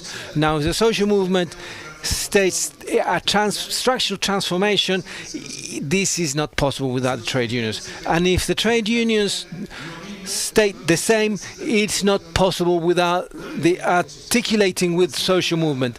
There is a mutual need which requires deep process of re-articulation, politicization.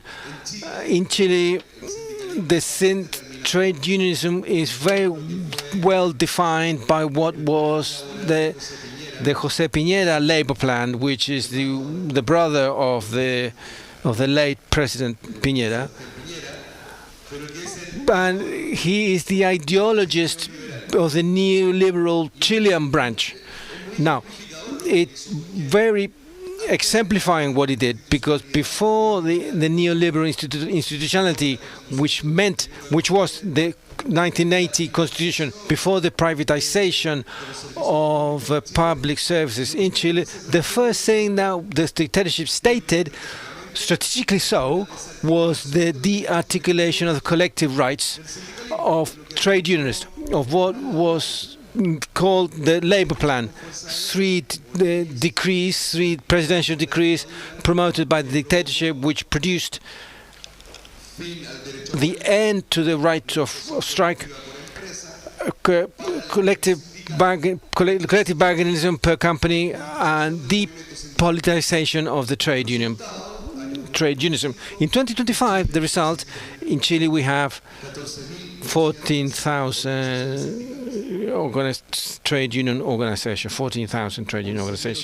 11,800 approximately in the private sector, 2,800 in the public sector. On average, they represent 106 workers. I say this because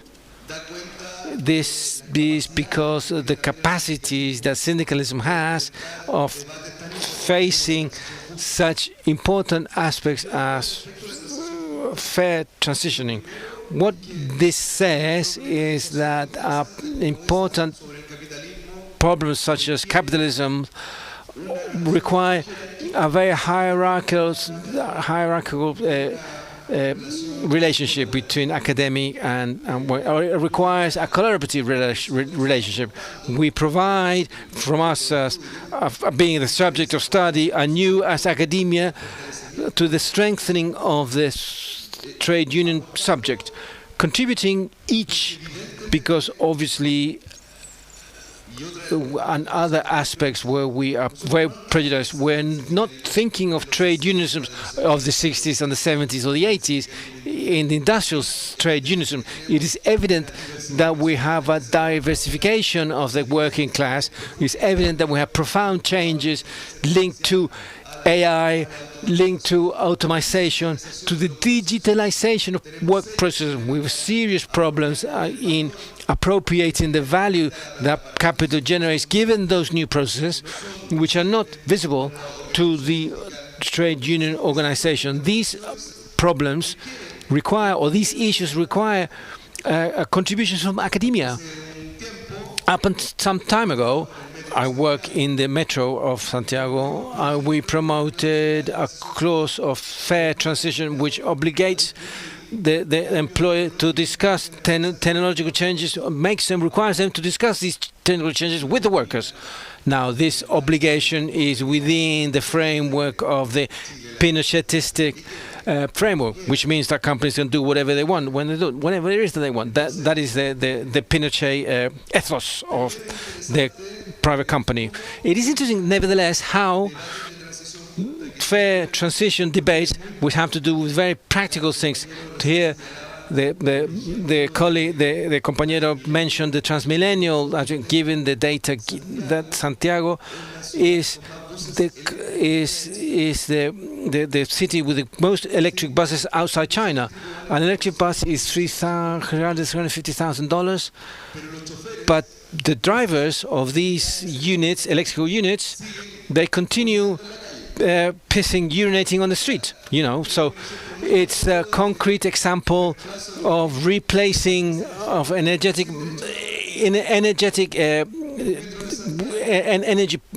frameworks without labor process. The Metro Santiago has an energy matrix where the 95% comes from clean energies. A public company. However, 7 out of 10 workers in the underground are third-party workers. So their work is less favorable than workers who are subject to the company itself. So politicizing these institutions is fundamental, or these relationships is fundamental. So acknowledging that obviously there has been a failure in green capitalism. The only thing about green capitalism that I've seen is given the crisis of the climate crisis, they saw out of that climate crisis, they saw the opportunity of new businesses. What we have to say, it is not possible to have a new order or a new alternative without promoting a deep democratization of a market defeat, leading to a market defeat and a specific role in the market, or to the state, to the state being an engine of growth and an engine for this new transition by the state.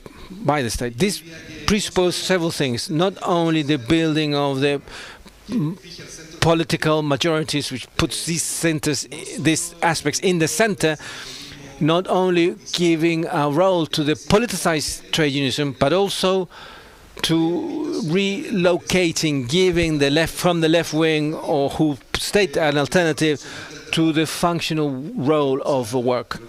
What I want to say here is we must stop discussing work and salary only in the framework of the market. A minimum salary income that is not enough to escape poverty. I'm always talking from the global south, obviously.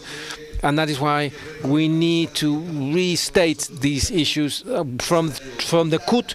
We're stating this life salary, which is on a par with several criteria which ensure a dignified life, minimum dignified life, and this presupposes a new social practice and a new way of distributing wealth. That is why I believe from the left wing the idea of revitalizing functional role of work. That is what we must state outside the academic circles, but is fully valid politically. Being self-critical, there's much self-inhibition from the left, in the Chilean left, or debating capital and work, because that means fighting with the elites, fighting with those who allow them to govern, those who fund their campaigns, the political campaigns. We were discussing this yesterday.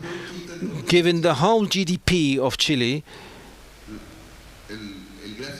the graph, at least that I saw, because one has to be precise here, 33%, only a third, is attributable to the working class.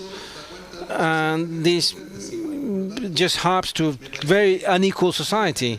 Without structural change based on democracy, without social justice, and without strengthening the state, it is not possible to build alternatives. It would seem to me that this global way of assuming the fair transition, because it enables to face or to deal with neo-fascist discourses or ultra-right discourses with greater clarity, deal with them. It is possible to take to the stadia the survival of the species, the survival of the world, on to the right, to bring them to the state, because the market is not going to solve problems of climate change, climate crisis. And I think that here we can face, from our point of view, our narrative, an idea of a transition which not only is going to be an idea of transition which may put to the front of discussion the narrative, the replacement of the energy matrix, but puts to the front the replacement of the market as an order of as the one who orders our lives, orders our are living.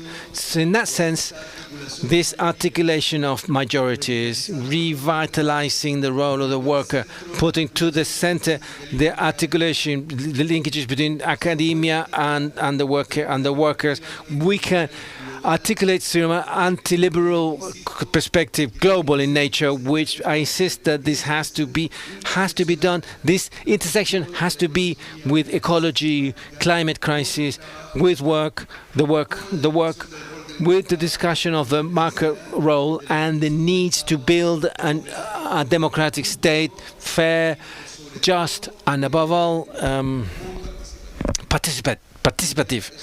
I would say that for now. Thank you.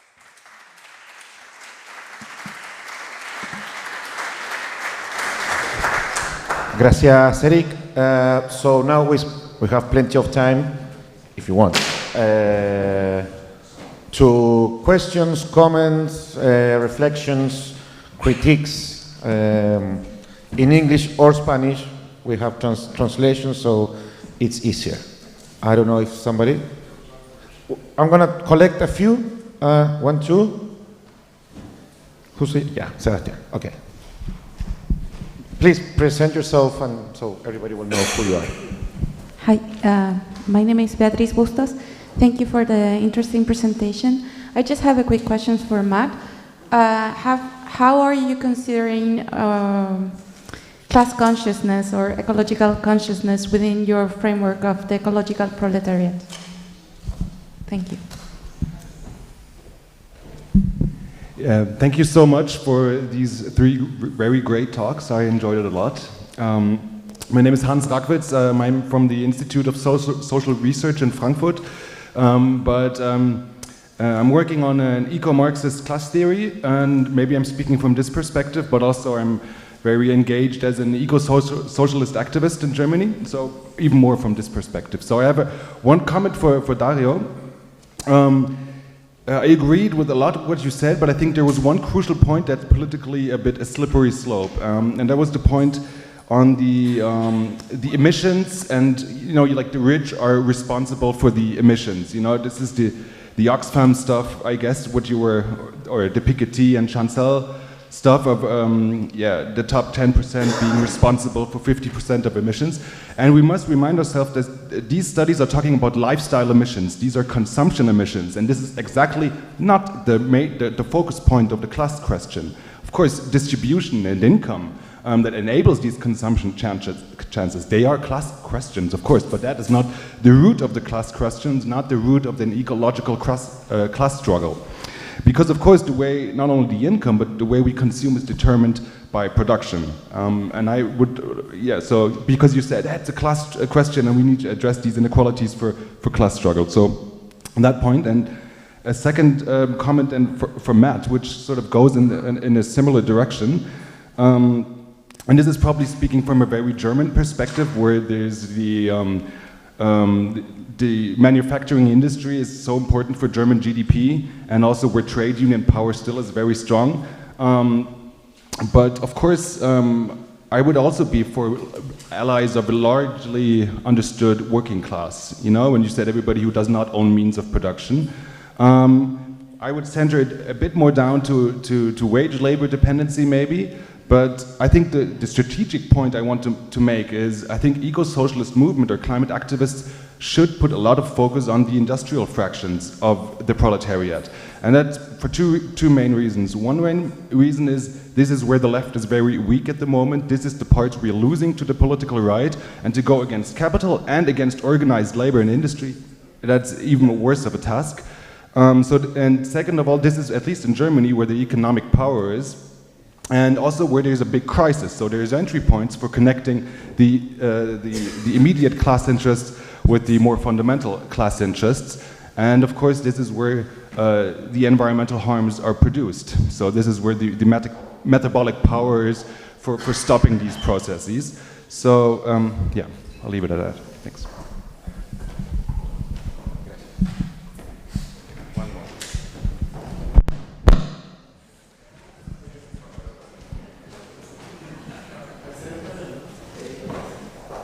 Genial, muchas gracias por las presentaciones. I had a question on distintos niveles. the last presentation of Eric was what took us to the discussions that we had in the Congress, what happens with companies, what happens with countries. But it's the first presentation you said that we had to solve this at a global level, and it is there that we don't see strengths or that strength or people that command millions of people in the world to challenge people like Trump, this commandant that generates very many changes at the same time, and which can manage all those changes at the same time. So the change, where this requires a change at the global level, not just this add-on as to how the workers goes to a certain vanguard. Rather, how do you imagine to this? Because this would seem that this is a change from a mix of Trump, Al Gore, some kind of country. We're looking more at China, what Martin's saying, the class struggle there. Within China, would they make a new social pact there in the technological revolution, other aspects of that, and that would generate a kind of agency, special agency or global strategy, a commandant, as it were, not individual. We're thinking of the scientific, where we have the eco-socialism is quite marginal in that sphere. I would get the impression that the eco-socialism, maybe I'm mistaken, but it was like left outside because they don't have the technical capacity, nor the scientific capacity, nor the public policy strength, but rather it seems to be a more of a, maybe I didn't understand well, but it would seem that the work was just to exit the eco-socialist pact. It's not a strength, it's not a reorganization, it has more a reflection. And I close with that within the analysis we add things, reproduction, the production, we add levels to this. And imagine who are the ones that can think at that level. Maybe are the government of China, which has to lead 1,000 millions of people, so it has this strength of people, flexibility, the US, and there is. So here we are with more catastrophic logic here, no solve 50 years of crisis, where we're going to see, maybe we'll see an exit. How?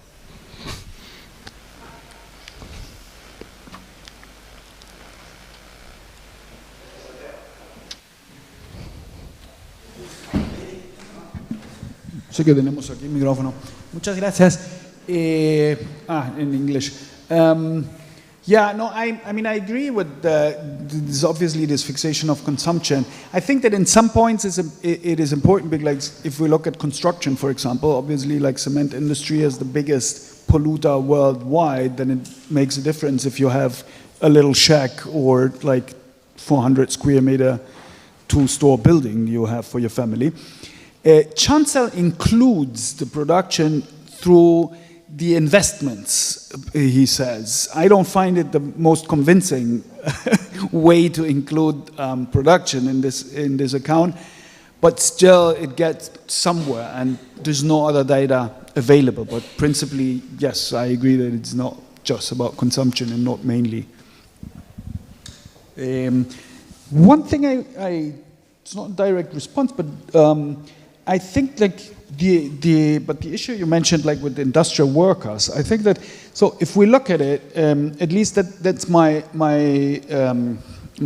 idea I got, or the analysis I got out from looking at different countries in the global north, is that usually the unions in the export-oriented sectors are the ones where they talk loud, maybe, like IG Metall is signing every document internationally against climate change and everything, and is not doing anything inside Germany. They did not defend the wind energy industry, they did not defend anything, and end up talking only about EVs when there's something, because it's an export-oriented sector. If we look at the sectors that are more like in a completely national economy, like transport, we have the Verdi Union that has an alliance with movements and Fridays for Future, advocating for a transformation of the transport sector and in eco-social. So I think that this is also a point that we have to keep in mind, because otherwise we get confused. And it's different in the global south, where you also have, like, at least in Latin America, even productive sectors that are worried about the ecological situation, but I think it's also because they're more connected to communities. So all the interviews I've been doing in Colombia, for example, all the workers, when I was pointing out the issue, okay, workers and communities, they were all like looking at you and saying, well, we're both. I mean, we work, but we also have communities, obviously. So it's this separation does not exist for many people like it exists in the global north. And one thing I wanted to add to Matt's presentation about like Act Now and all these radical groups, I casually read yesterday or the day before in Germany, they did a study, and what they found out is that while people got, yes, angry against these movements, at the same time it raised the consciousness about climate change, and the support for more moderate groups grew. So they were saying they didn't like the action and hated these radicals, but at the same time it made them notice that there's something that doesn't work, and the support for like the more moderate, the support for the more moderate climate groups like the official one, or whatever, like the movements Friends of the Earth and something, that grew a lot through these actions. So there's a whole debate now, should you do like these actions that are maybe many times not even directly connected with your tech museum paintings or whatever, or not? Does it raise consciousness or not? Does it? So I think it's a complicated issue to respond to. Okay, this is on? Yes. Beatrice asked the question about class consciousness. She had to leave, so hope it's interesting to everyone else. But I think it's the crucial question about how the working class, I mean, because in this state of defeat and demobilization of the working class, it's a very important question how the working class regains class consciousness in general, and then thinking about how that could translate into a kind of ecological class consciousness is an even more difficult question. But what I've started to think is that we should not think about this in a very narrow way. I've been saying that we really are not likely to win on the climate issue as a narrow kind of single issue climate movement, as sort of inspiring as some of these climate movement actions have been, that it's much more likely to be a movement that is energizing the working class on a broader kind of anti-austerity public goods agenda that is trying to fight against the decades of kind of evisceration of life and working class and the public sector more generally for the last several decades.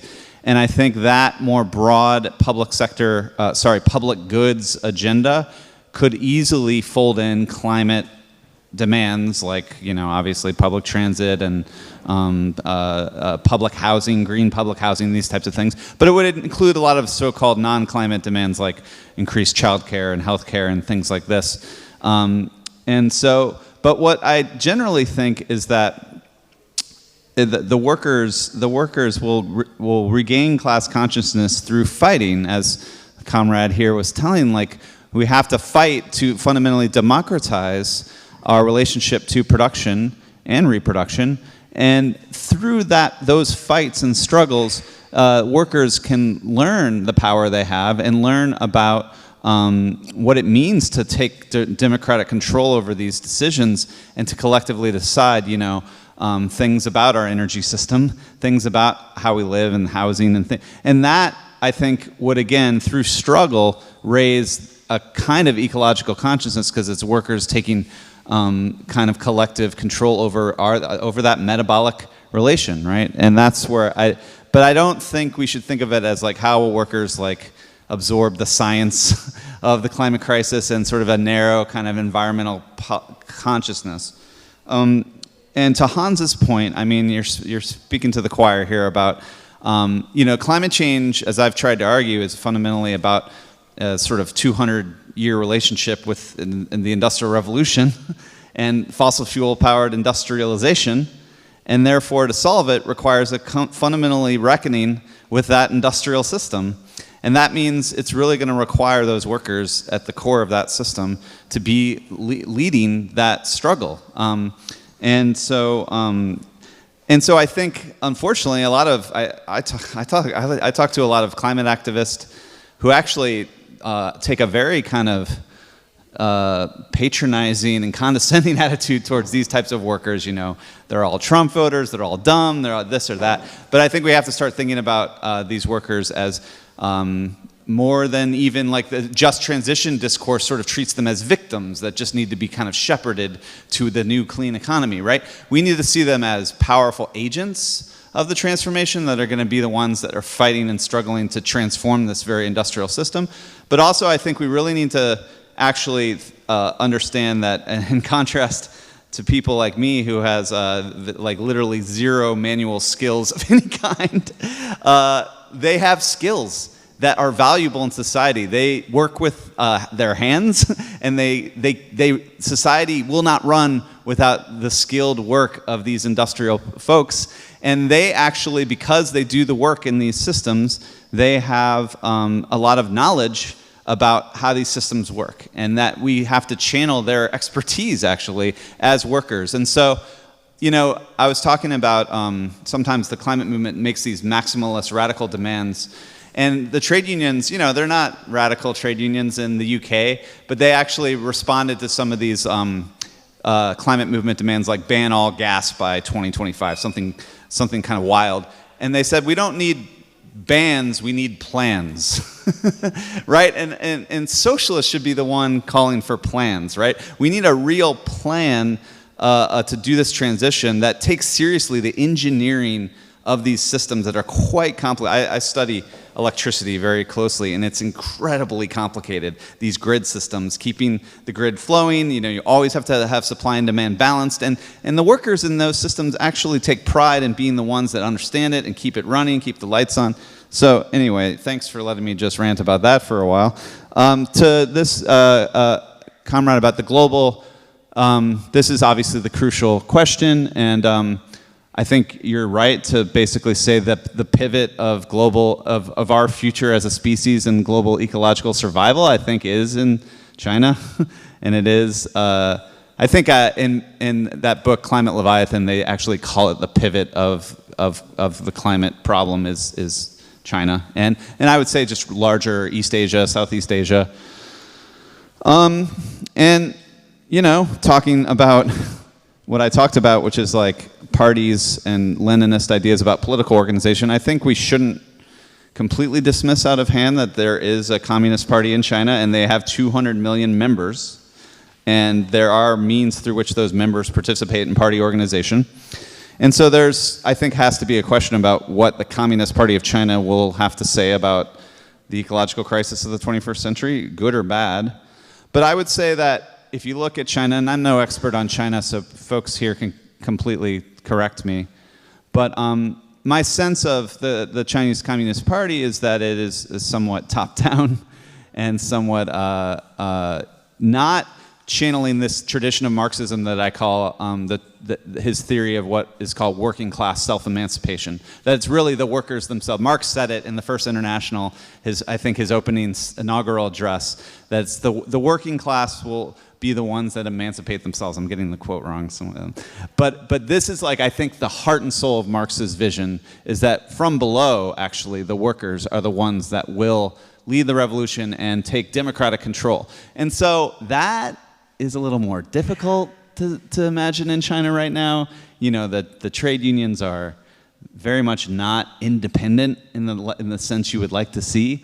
And there was an example a few years ago where a bunch of students were reading Marx and getting excited about organizing the workers, and then they were detained and thrown in jail, right? So I think the real question should be not just what the Chinese Communist Party is going to do, but what the Chinese proletariat's going to do. I wish I could say I see a proletariat there in motion and really actively struggling to transform society in the way a Marxist vision would look like. I'm not sure we see that yet. But that, to me, is where we have to sort of put hope in, I would say.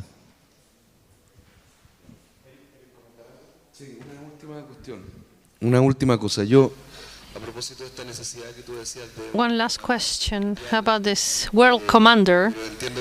I understand it's a figure. tengo la impresión que claro, I think that given the world situation, rather than an institutional approach, I think we need a kind of an articulating global narrative.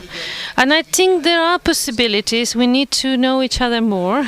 There is a network of systems, there is a network of world unions that could collaborate along those lines, and however they are captured by NGOs of some countries of the global north, and that is also having them lose some independence in a fact that is more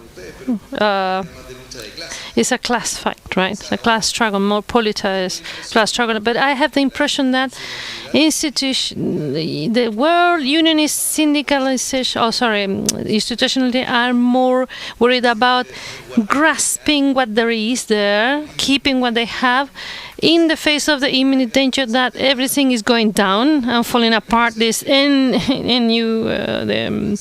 or at least the influence of Trump might weaken the system somehow. So I think that Trump's decision of cutting funding of U.S. aid will strike and will hit very strongly, because it had implications in certain levels of influence, in a more progressive levels of influence, and these resources will not be available to fight that fight. And I believe that they're more worried about maintaining whatever they have post-war, whatever structures they have. So I don't think we will go to an offensive, even when that is a challenge that we need to take. And I think those coordinations, articulations with just transition will allow to politicize those fights. Because when you try to, or attempt to, or when the union movement tried to defend all the years the international work organization, the right to strike, somehow the right to strike, the right to unionism revitalizes with these new meanings, or rather these meanings of the present times. I think that articulation from the past to the present in the political fights is fundamental if you want to revitalize class conscience, social conscience, or even more to raise this subject, union subject, or worker subject, that as organized workers. Thank you, Eric. We have time for one round of questions. Comments? Mauricio? Anybody else? Don't think now is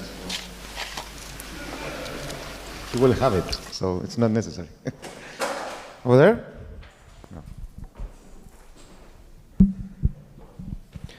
No. Well, thanks. I think we are coming to the end to this conference with a very interesting debate, because we are finally, I think, touching what is relevant. We are talking about alliances, we are talking about establishing, networks, exchange between academia and the trade union movement. And the trade union movement, without the social movement, cannot do anything, and the social movement without the trade union, the same. We have opened up the notion of what is labor, and we know that labor today is not just wage labor, and we know that the ecological question is the question for the future. So again, it's like an issue that is useful for an articulation. So my question is well, do we really have the necessary theoretical and ideological tools at hand? Even in terms, I'm talking also in terms of the kind of language we use to communicate that we think in a different way. Okay, I don't like the idea of ideology, but we need an ideology. And we have Marxism and we have a framework, but we have probably to reinvent this. How? So what do you think in this? What kind of instruments can we use also to revitalize this ideological pro-humanity approach or point of view?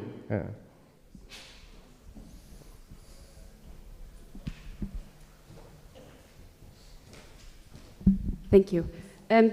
I don't really know if it's a question or if it's just a remark. It's kind of like going to both of you, because this is something like I have like a knot in my head for a long time, and it comes from a point of view from eco-socialist politics, if there's something like this, yeah?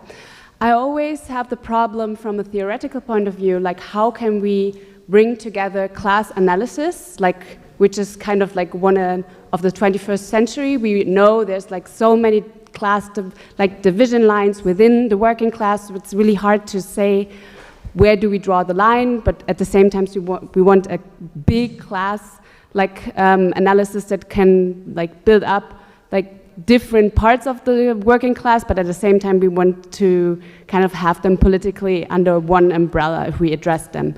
This is the one point. But then when we look at the question of like class consciousness, we have a traditional problem with kind of grasping what is kind of like the basis of class consciousness. Is it like within the labor processes? Is it like the manual or the non-manual work that kind of divides the working class, for example, because of the tasks what they are doing? Is it the pride in the work? You said that the electricity, like people, they're really taking pride in what they're doing. And this is the same thing in Germany as well. When you talk to people who are working in the automotive industry, like still in the 70s, 80s, 90s, they were really proud, you know, that was like the leading industry of Germany. That was like the export champions. And now all of a sudden these people are like kind of like neglected as like old-fashioned working class people to some degree who are trying to like hold on to their jobs. But at the more service level in these industries, people are more conscious maybe about the climate crisis because they are not threatened by their jobs, you know, like they're still needed in a different, some of them might be, but they can be transferred to another area, or they, you know, their job's not gonna be lost if they electrify, for example, the car industry. It's not so immediate of a threat. So this is kind of like the question, like how do we kind of address these people? Like it's just so hard, because I do understand that if your job is going to like be threatened, you kind of like think about it like a different way. If someone tells you about the climate crisis, is that like the primary cause we are like fighting for, or is it our job? That's what you said with the France case. Yeah, and this is kind of like what do we do with that? Where do we kind of like address the climate question in a broader framework, and when we kind of like connect it to the class analysis we need for knowing how the consciousness kind of like connects to the structural position of workers. But maybe it's just a comment, I don't know, because I don't really know if this is something we can answer just like that.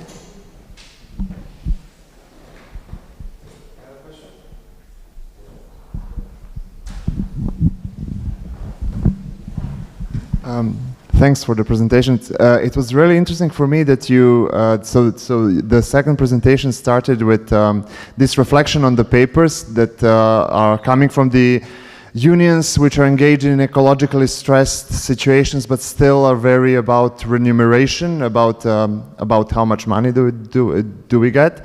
And in the first presentation, we had this kind of genealogy of this eco-socialism thought, starting, of course, with one of the guys being Andre Gors. It's really interesting that when you read early Gors, before this farewell to the working class, for me, the most useful work about workers' new strategies of the workers' organizing, he says that very clearly, the money problem is over. The money problem is over, and now we need new strategies for the labor organizing beyond the money problem. Of course, the money problem was never over. It was just this moment of academia which thought that the money problem is over, and now let's see what else is there.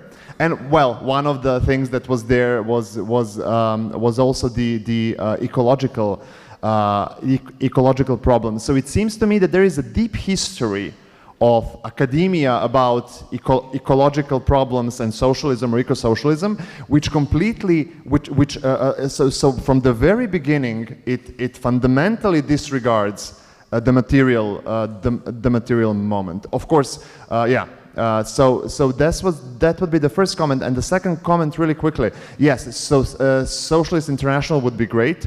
It would be great to have this kind of a very deep structure of responsibility to the workers, which then goes to some kind of a planetary body which can make decisions. But I really wonder, is it completely unimaginable from this perspective to imagine that this Socialist International would actually not align with the consensus in this room? That it would maybe be more aligned to some other visions of dealing with the climate change. Thanks. Okay, there's a lot.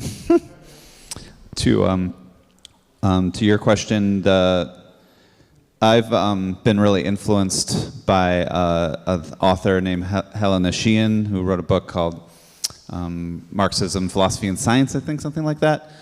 And one of her big points is that Marxism was not just a sort of a scientific type of philosophy, but that really was a holistic worldview about history and change and the historical change of different modes of production and how the kind of proletariat would create this kind of revolution. And there's this funny, well, not funny, this very interesting book in the US called The Romance of American Communism, about the Communist Party in the 1930s, and the woman interviewed party members who were part of her family. And what's really striking is how these party members in the 1930s really did feel like they were part of history. They were part of a movement to abolish class and liberate humanity. They really did feel this. It was really an emotional feeling to be part of this historical movement towards emancipation. And that is what we've completely lost. and she actually points out that we talk a lot these days about there's a mental health crisis and a loss of meaning that, especially young people, as the comrade here was pointing out, young people have forgotten history. They don't feel like there's any meaning or purpose in the world anymore. So I do feel like Marxism provides that worldview, provides that meaning, provides that direction for history towards emancipation that I hope we can recover someday.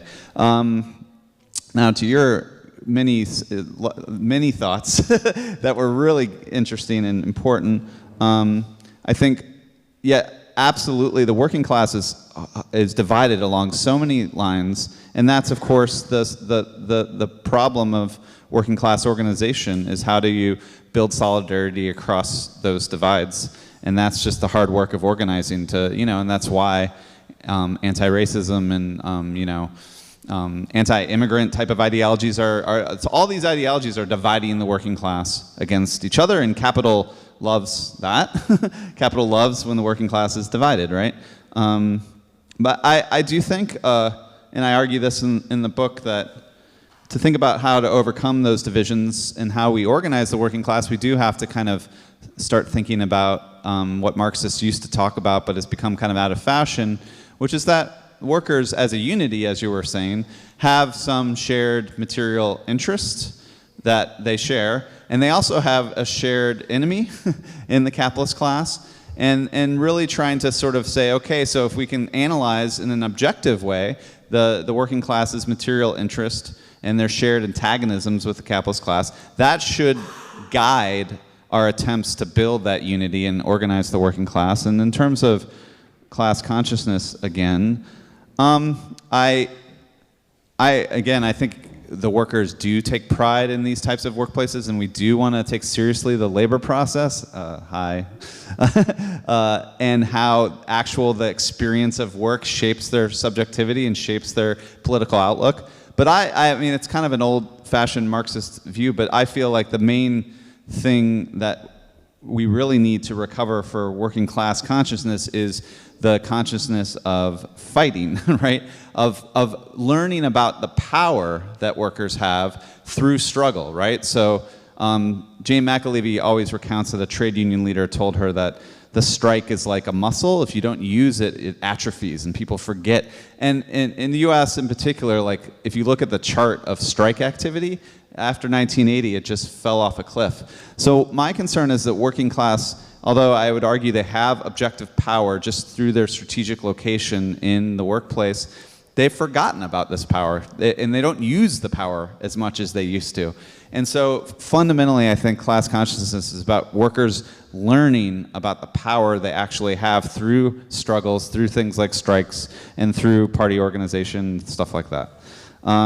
I think but to get to the final question, yeah, you probably can tell, I mean, my whole critique here is that, you know, what became ecological Marxism and what became Marxism as a whole just sort of went to the academy, right? And through the academy, you did have, even from Marxists, this very, I think it was very prominent in the 60s and 70s, this very, again, condescending view of the more sort of non-professional industrial working class, that yes, the money problem was solved. These workers were now embougified, or they were like bourgeois, and they were all bought off. And again, I think, and as you point out, like it's quite ironic that as all these academics are like, oh, the working class, like that's done, that we're not going to talk about that anymore. It's precisely the moment when capitalist class gets organized and wages a class war from above and crushes that working class and makes the money problem really salient, again, for working class people as wages stagnate, as debt skyrockets, etc.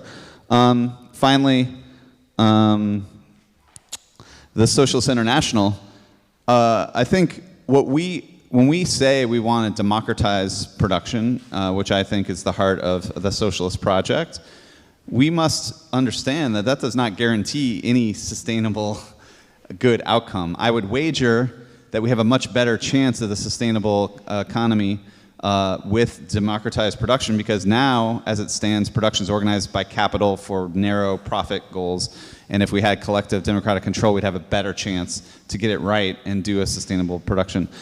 But so that applies to this kind of mythical socialist international that can sort of start to make planetary decisions about really what are planetary scale problems, and not just climate change, but I think we learn things like pandemics. There's these kind of planetary problems that need planetary type governance and solutions.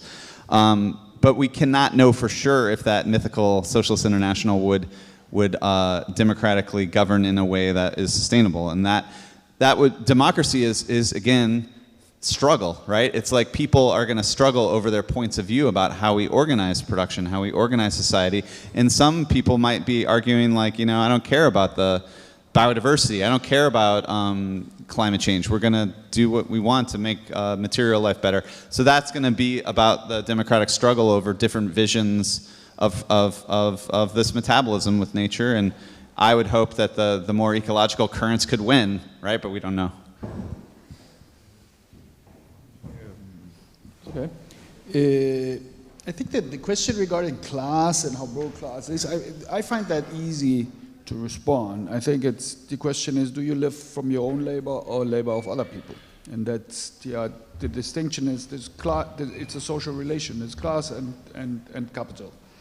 Working class, work and capital, so labor and capital. The issue about class consciousness, I think, is much more complex and complicated. I don't think that it comes from outside. I don't even think that the workers need anyone to come and give them consciousness or help them to have consciousness or gain consciousness. I think it is there. The issue is in which context are you? Does it make sense to think about it? Does it make sense for you? Do you see any possibility to admit to yourself the issues that are connected with class consciousness and fight for it? I would just take a different example. We're all in universities. Universities are working, for the main part, for the capitalism, for exploitation. They're not doing good. We know that. How much of our time and organization we are having as academics in universities, we spend to fight all these 90% bad sides of university.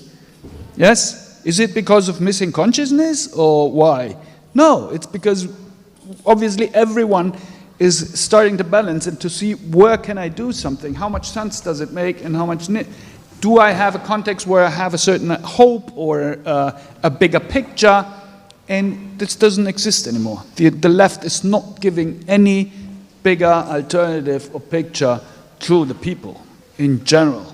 So, there's a very nice, I was looking right for it, I was not playing around with my phone, there's a nice quote by Marx in a letter he writes to Ruge at a certain point, where he says that the people of the working class doesn't need anything new coming from the outside or whatever, because the moment that the transformation will begin, they will recognize that something is happening that they wanted for a long time and they longed for a long time. Yes? So I think that the idea how to live together democratically and respect each other and everything and live in peace with nature and everything, that's something we have inside. I think it comes into effect when we see the possibility to make it real. When we see any chance to get together and fight for it and to bring it to some reality. Otherwise, I mean, it would be like completely frustrating if we think the whole day about something, we think at the same time we cannot change and not do anything about it.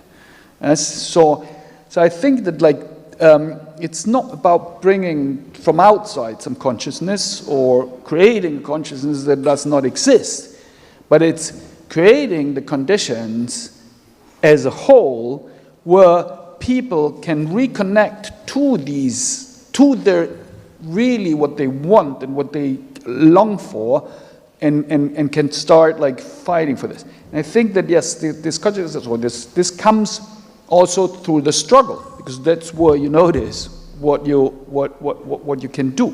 But it's also the struggle is the place where you start experiencing what are your needs and what are not, what is important and what is not. And we know that, if we're in an occupation, in a struggle, in a strike at the university or whatever, we don't care about our music collection, about the videos, or about new film release, or what the shit. Yes, but the moment we have our daily life without being in collective struggles, we care about all these things. So our material needs automatically go down, and the moment we have more collective and social struggles and experiences. And I think that what I said at the beginning, it's not just the history, but out of the history, one element we need as left is hate. We have to hate capitalism. We have to hate the employers. They are not our partners.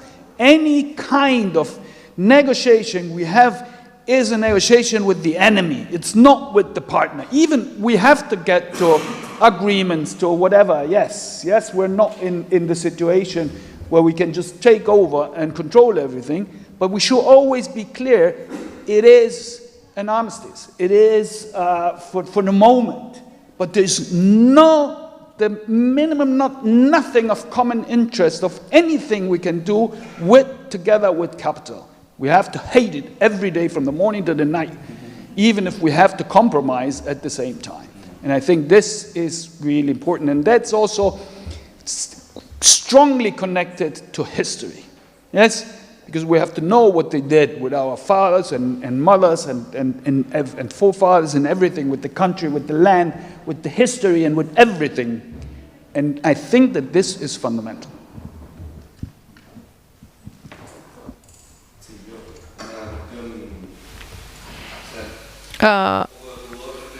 Can't hear. If you can turn the microphone on. Oh. The microphone, please. There, thank you. I'm just a subway metro station chief, but I'm going to reflect on the consciousness as well. I was thinking about Paulo Freire, how from the social point of view, from the concrete to the material, we operate towards consciousness, because somehow, I say, the far right of these discourses of these easily consumed discourses operate on their material conditions. Your misery is because of migration. From that onwards, they generate a kind of false consciousness. I don't know, maybe. And I believe that we need to come from the political activism. But that also presupposes that we ourselves need to do this in a different way, because the collective is in crisis, so we believe those solutions will come individually. And we are part of as Freire said, you educate and self-educate. You educate and self-educate in this dialectic relationship with a partner, in the worker space, with the comrades. I don't know if there is an answer, but at least there is an opportunity there.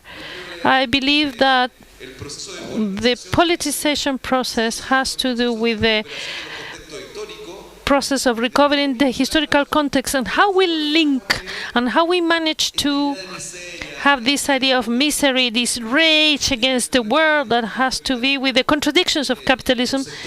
The popular sectors start to find meaning in our narratives and not in the narratives of neo-fascist movements we see. So those communication chains need to be broken, but it requires this articulation and much more effort. And I believe that it's quite interesting this later that you said, because somehow it has to do with this idea of saying that you need to politize, but actually politize or make political, it has to do with a practical thing, operating from the experience and contributing with a narrative that comes from the fights. And we always talk about with this with our comrades. When they want to dispose of unionism will be existing with the left or without the left, because people will continue the strides for material conditions. As we have said, in Chile we have leaders who are far-right leaders, and they come from the far right, and they are in the unions. They don't have any commitment with the history. They don't care about explaining how they run a union if they don't believe in the right to strike or to right to union. But we do have the responsibility, and we have the historical coherence in our favor. We have some kind of toolbox to solve that issue. That's it.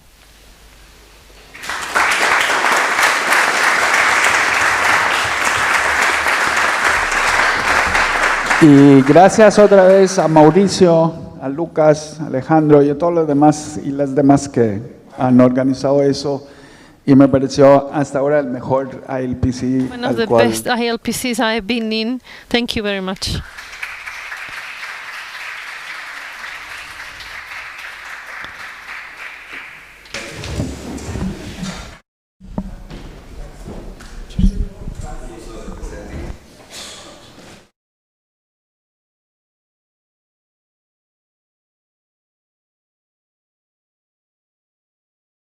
Well, it has been a long session, so I'm not going to bore you more.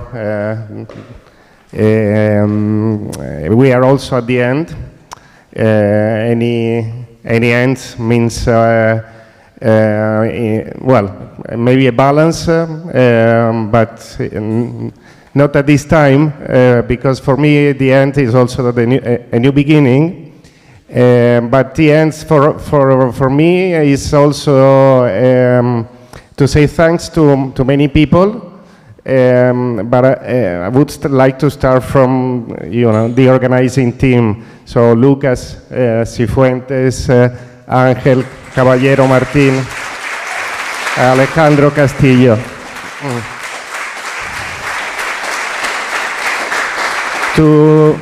To the students that have helped us for free, well, out of the desire of learning and be in touch with the different reality. To the interpreters, which have stayed with us and have done a great job.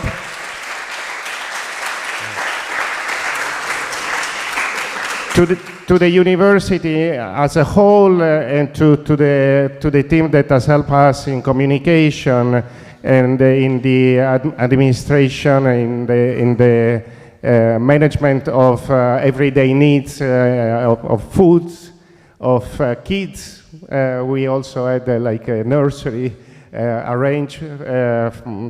So, I mean, this has been a collective effort. I hope you have all enjoyed it. I'm sure we will be talking about particular aspects later on. So I really have nothing else to add, but to present the new team, the new organizing team for next year ILPC. Lucas? No.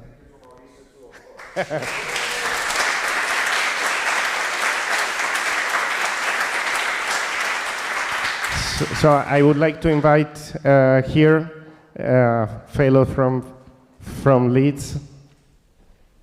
Yeah, thank you, Maurizio. And again, just want to reiterate, thank you to everyone for organising such a good conference, and I think as well, giving a lot of people a good excuse to come to Chile. You know, visit Santiago, go around the city, so it's been amazing. Hopefully we can live up to it next year in Leeds. We might not be able to have the same weather, it'll probably be raining a lot more, it'll be a lot more grey, but along with that, does mean I've got to do a bit of a sales pitch to get you to the city. We do, in my unbiased opinion, have the best city in the UK, one of the nicest campuses as well within the UK, but alongside that, so much arts and culture to get involved in outside of the actual conference. We've got some amazing restaurants, food, drinks, and for anyone, it would be remiss me to say, any sports fans, we do now have a Premier League football team again since Monday, so hopefully that'll still be there when everyone's there. And yes, we're really looking forward to welcoming you all next year, and thank you.